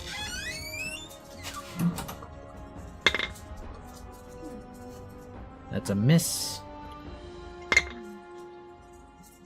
That's a hit, I believe. And then... Ooh. No. Not with the negative. Okay, so one hit on Aaron by the ghouls clawing at you. That's 5 damage. Alright. Not a lot. Not a lot of damage to Aaron. I will remember how beefy he is for the next encounter. It's all the blubber. Mm-hmm. Scar tissue. I'm gonna stand like several paces behind you in the next encounter. You better. You better. Alright. Next is the ghoul that is on Adalaide. Is looking very bad, but it is going to try and hit. It gets you one attack. It misses the second attack. And it misses the third attack. So it only gets you with one attack. For 6 damage. Ow, my body. My spongy ghoul body. Indeed. It doesn't have the same ring to it as my brittle bird bones.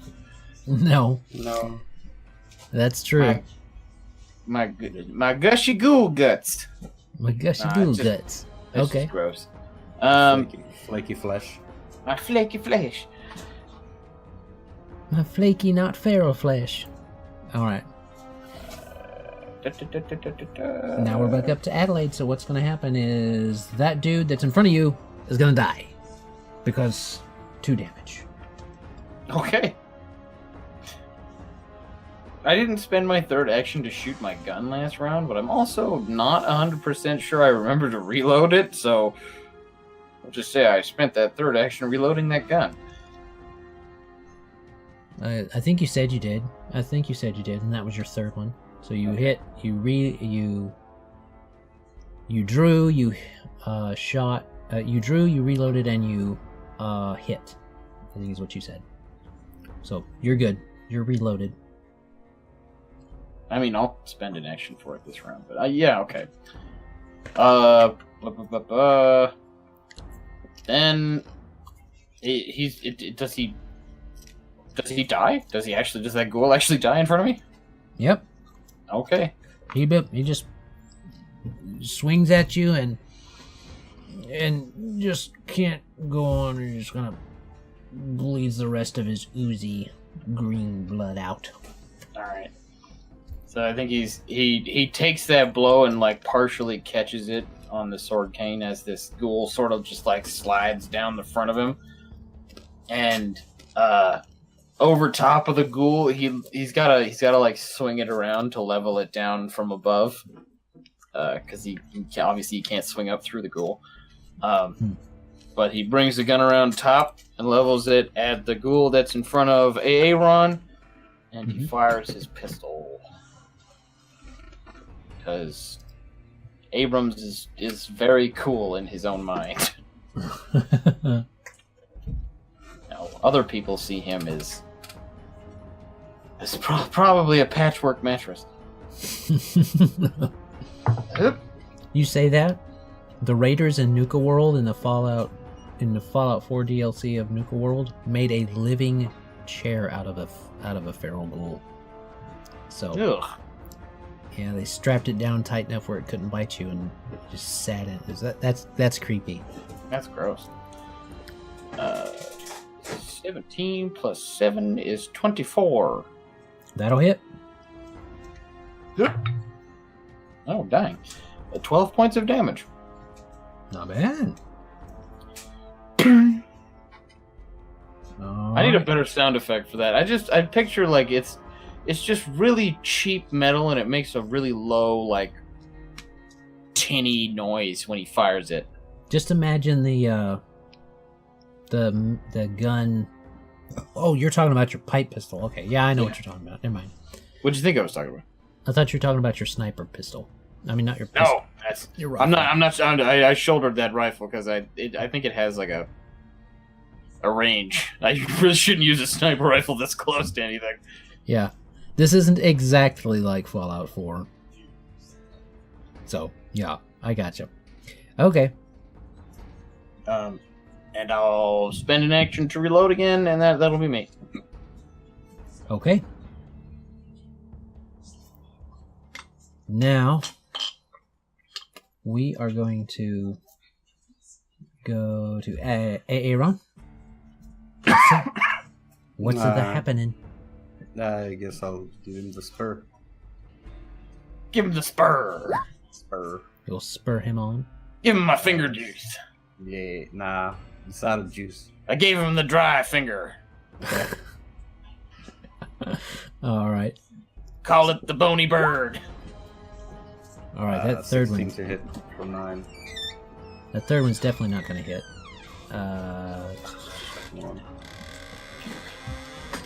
Oh, the 9 is the second one?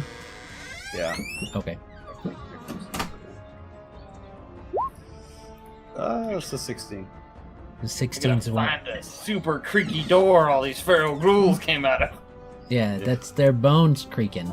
That's Adelaide's bones creaking. That's what. Ooh, I'm old. Didn't I say I was old? Oh, my bone.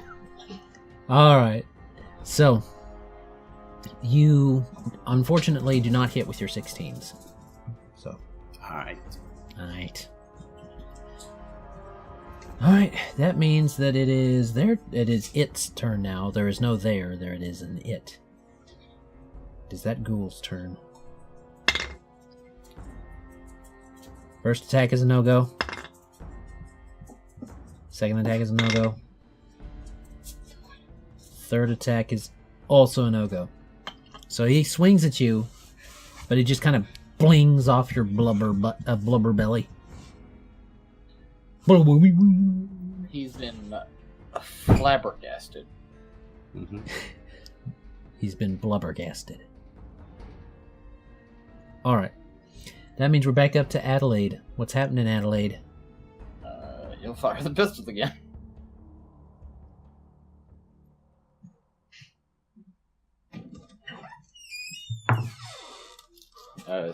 17 to hit. All right. That. No. You're looking for 18. Oh, woof. All right. He will move to close with the ghoul, flanking with Aaron. Okay. Is that one move or two? 1. Okay. Yeah, it's worth a shot. I'll swing the sword at it. Okay. Set up +1. You're rolling nice tonight, so... I gotta roll real high to do this one, though. No, I rolled an 8. I said, do not. I swing wide. Or I stab wide. I guess this sword cane does piercing damage. There you go. Alright. So, that means that it's now Aaron's turn, as you guys are swinging and pushing at this goal. No.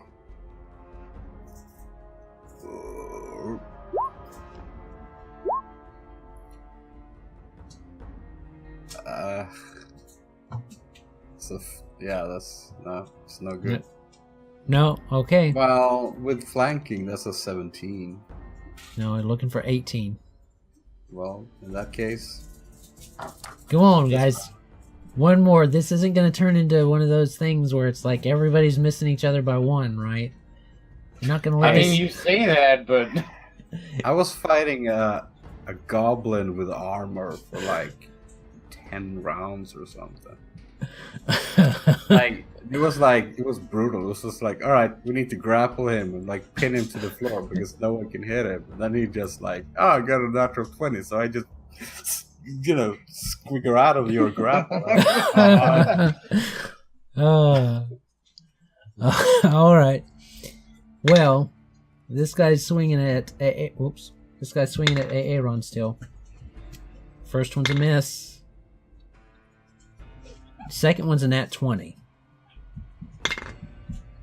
And then the third one is not a hit. So the nat 20 does, I just think it does double dice, right? Yep. Alright. So that is 6, so it does 12 damage to Aaron. What? Aaron takes 12 damage from a critical hit by the ghoul. Man, I'm glad they're wailing on you. Yeah, I'm not... I still got about half my stamina. Alright. Half your stamina? Jeez! Yeah, huh? You see why I'm not going to pull the punches anymore. What are you made of? Well, that depends if you ask Aaron or you ask Dr. Humphrey. I've only been hit like 2 or 3 times, and I'm almost out of stamina. Alright. Adalaide, I believe it's your turn. Alright, swinging with the sword cane, or stabbing with the sword cane. What? No. Good, no. Not at all. Never mind. Forget I said anything. You want to try for a second attack? I'm gonna reload the pistol and try and shoot him point blank. Alright, does reloading a pistol... Oh, yes, reloading does provoke. I already said it. Yeah, take your swing. Okay. You gotta hit a 18? No. He won't hit you.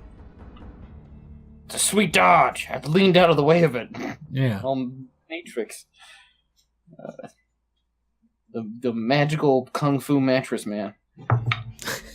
Oh, that's 7. I miss again. Ugh. Alright.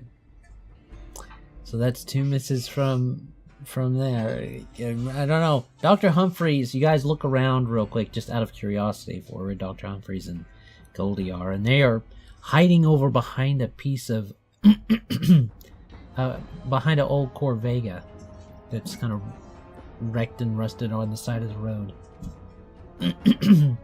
Dr. Humphrey sees you look and he goes, ah. Man, we beat the tar out of those first 2. Why is this third one so squirrely? Alright. No, it's not even my turn. I'm rolling. It's not my turn. It's Aaron's turn. It's evolving. The hive mind is evolving. Oh, evolve. That's a good game. Evolve. Oh, I have not played. I got 1 hit. 1 hit for 10 damage, I think. You see. All right, he's holding up. He's looking like he's still got some fight left in him. So let's hope he doesn't nickel and dime you down now. So, first attack is towards Aaron. That's gonna be a hit. And he's pretty focused on Aaron. He might swing again at Aaron. Miss. And so he tries to swing at Adalaide.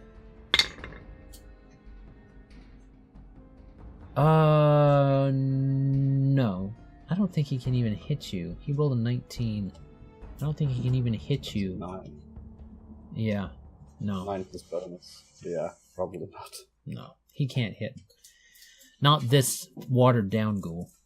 Alright, so one attack made it through to watered down. Adalaide. Yeah. One made it through to Aaron. 8 damage to Aaron. Alright.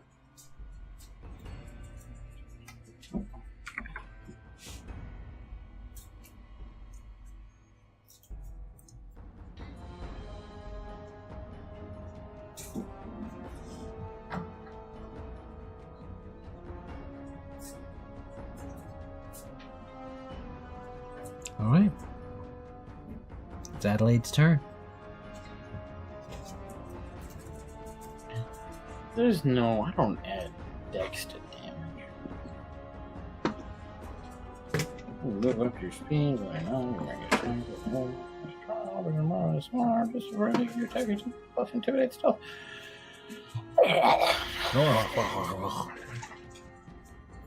Associated with your specialization with a DC of 20 plus your target's CR.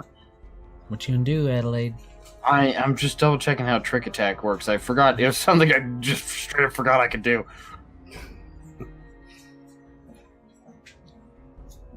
I make a computer's engineering check to confuse him so I can stab him in his kidneys. A computer's or engineering check? And my specialization is hacker. Oh.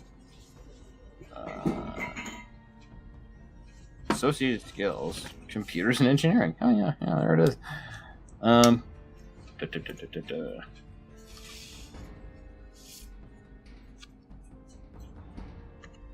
Or a check associated with your specialization. That's weird. Why could I make a computer's check? I don't know. That does sound weird. Bluff, intimidate, or stealth. I'll make a stealth because that makes more sense, and it's a similar bonus. Okie dokie. Does 27 beat DC 20 plus creature CR? Yes. Okay, then I will make my trick attack.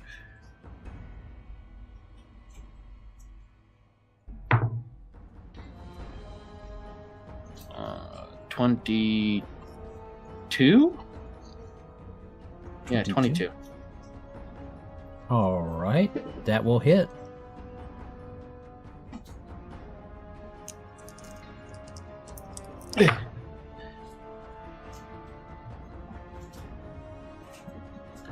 That'll be 8 points of damage and then another 3 from the trick attack. So 11 total. 11 total. Alright. He's not looking super hot. And then I will reload. Oh no, I will not reload my gun. I will 5 You foot wanna back reload the and gun? reload my gun. You can reload the gun. Go ahead. I'm going to 5 foot away and reload my gun. Oh. Okay. No. Oh, and the target is flat-footed. Okay. Good to know. That's a -2, I believe. So there we go. So now y'all are looking for a 16. I'm pretty sure it's only against your attacks. I unless you changed it because I looked. If you succeed the check, you deal 1d4 additional damage, and the target is flat-footed. It doesn't say flat-footed versus you. But you have like that's like a feat or something. Yeah. Debilitating trick.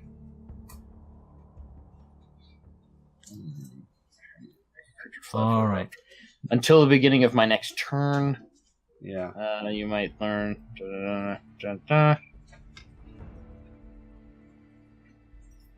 Oh, okay. Is he only flat-footed for the purposes of that one attack? Yeah. Oh, that's rough. All right, never mind. Okay. Hey, Aaron, what you doing? But what I always do, You gotta... I Try got to 25 take over the and a world. 16. So I got 1 hit for 9. 1 hit for 9. Okay. I'm starting to get a little bit winded at this point. Some big guts moving back and forth. Yeah. Yeah, the two of us are just like the only way I can picture it is the two of us are just trying to lay into this feral ghoul, and either it's just getting away, like it's just scrambling over and under shit, and like on top of Aaron. Because otherwise, there's just a ghoul and a huge muty monster just waylaying this ghoul that refuses to go down. Oh, it's possible. Makes its first attack is a natural 1. Second attack doesn't hit. Third attack doesn't hit either. So, it's back up to the top of the rounds, dudes. Come on. It's just a ghoul. I know it's just a ghoul. That's the problem. It'd be over a lot faster if I didn't water it down, but I did, so. I was worried about if you. If I didn't water it down, you guys would be dead. No, you would. But I did, so too late now. Gotta commit. I mean, we'll just give us a couple weeks free to no game. That's true. And the hand cannon. I'm gonna fire the gun for a 18 to hit. 18 hits. That's what you're looking for. Oh, woof. Minimum damage 5. All right. And I'll 5 foot in and I'll swing at him with the sword. I don't hit. All right. Aaron, you got to bring it home, man. You got to get more than one attack around in on this guy. Yeah, looks like it. I got a 19 and a 21. Both of those hit. That's 19 damage total. So it is spoken, so shall it be. There you go. All right, you hit him pretty hard. He's still standing, but he is not looking good. So he is at very low hit points. But he's a ghoul, so he's not going to run away. He's hungry. He's going to attack Aaron. That'll hit. That will not. And that will not. So, that means 1 hit for 9 damage. I'm under half. Half stamina. Yeah. And we haven't hit your real hit points yet. Yeah. Half stamina. Alright. Adalaide, what you gonna do? Alright, I'm doing the thing. Do the thing with the diddle bopper. I'm gonna swing the sword. God damn it. I want to Billy? 5 foot back and reload the gun. That's my turn. Go. Alright. Aaron, bring it on. Oh.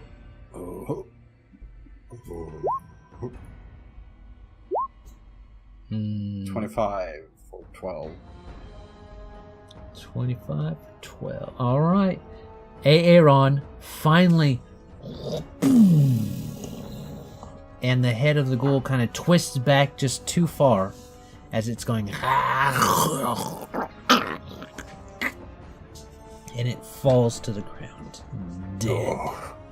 Oh, finally. I was insane.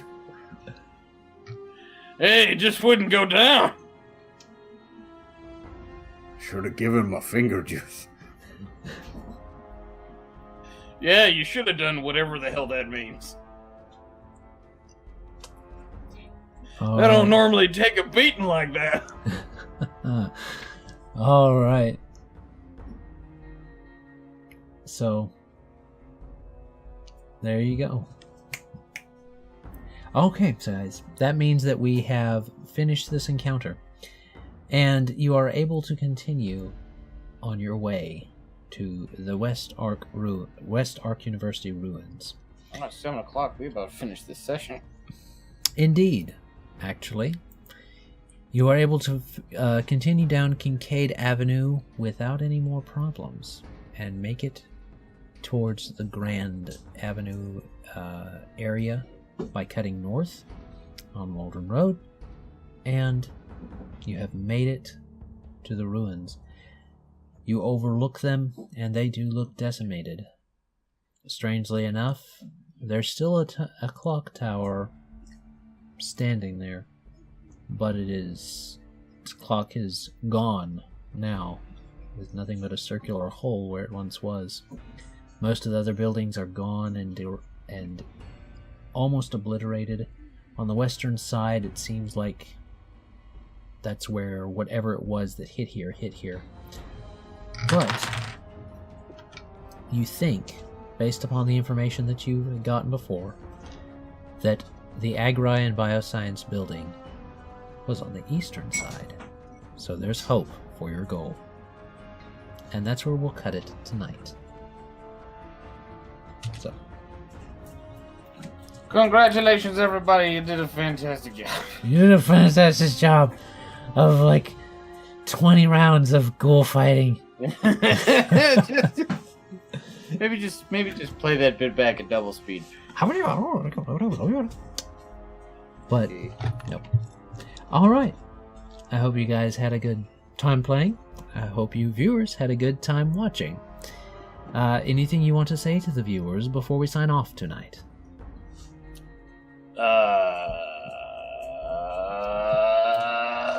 Hold on, I might actually.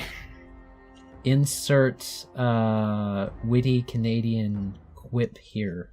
No, hold on. I got a thing to say. I don't know why I closed the video. It was eating up bandwidth and it was ruining the call, so I had to close I don't know it. why you were watching video. I'm not watching the video. I'm just looking at the comments. Chase Sandlin, thank you for watching the videos. I always appreciate your feedback. I love you. Thanks for the attention. And West Pool, you are first in our comments, but you're also first in my heart. Good night. Good night, everybody. Good night. All right. Late night show. Good night. Done. Thank you, travelers, for stopping by. Have a great day.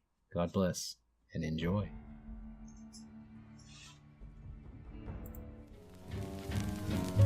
This content was made possible by the generous support of patrons and travelers like you. Thank you.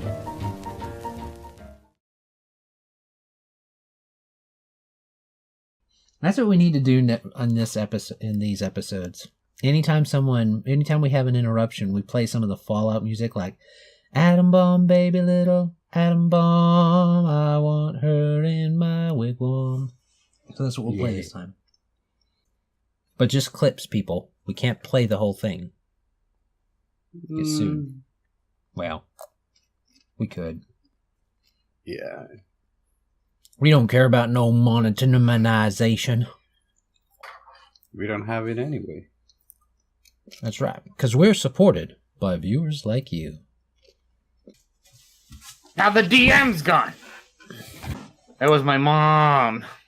Was she calling about your grandpa? No, but I warned her that the next time she was over here, my grandpa was probably going to ask her to do some stuff with his new computer. Oh. No, my mom phoned me because she didn't know how to make a grid, and I was like, just use Excel, and she's like, I don't have Excel, and I was like, it doesn't have to be Microsoft Excel. There's like 8,000 ways to make an Excel sheet. Yeah. Just go into your Google Drive. You know your Google Drive. I know you have one. Please. All right. But I told Alex we'll just play some Fallout music from the Fallout radio while we have intermissions like that. He's hacking, he's whacking, he's whack. He's hacking, he's... No, I said, atom bomb, baby, little atom bomb. I want her in my wigwam. Wigwam is a weird word. Wigwam. Wigwam. You say it enough, you know. Well, you say any word enough to stop sounding like a real word. It's like yurt. Yurt. Yurta. Yurta. If you put an A at the end, yurta. Go do that.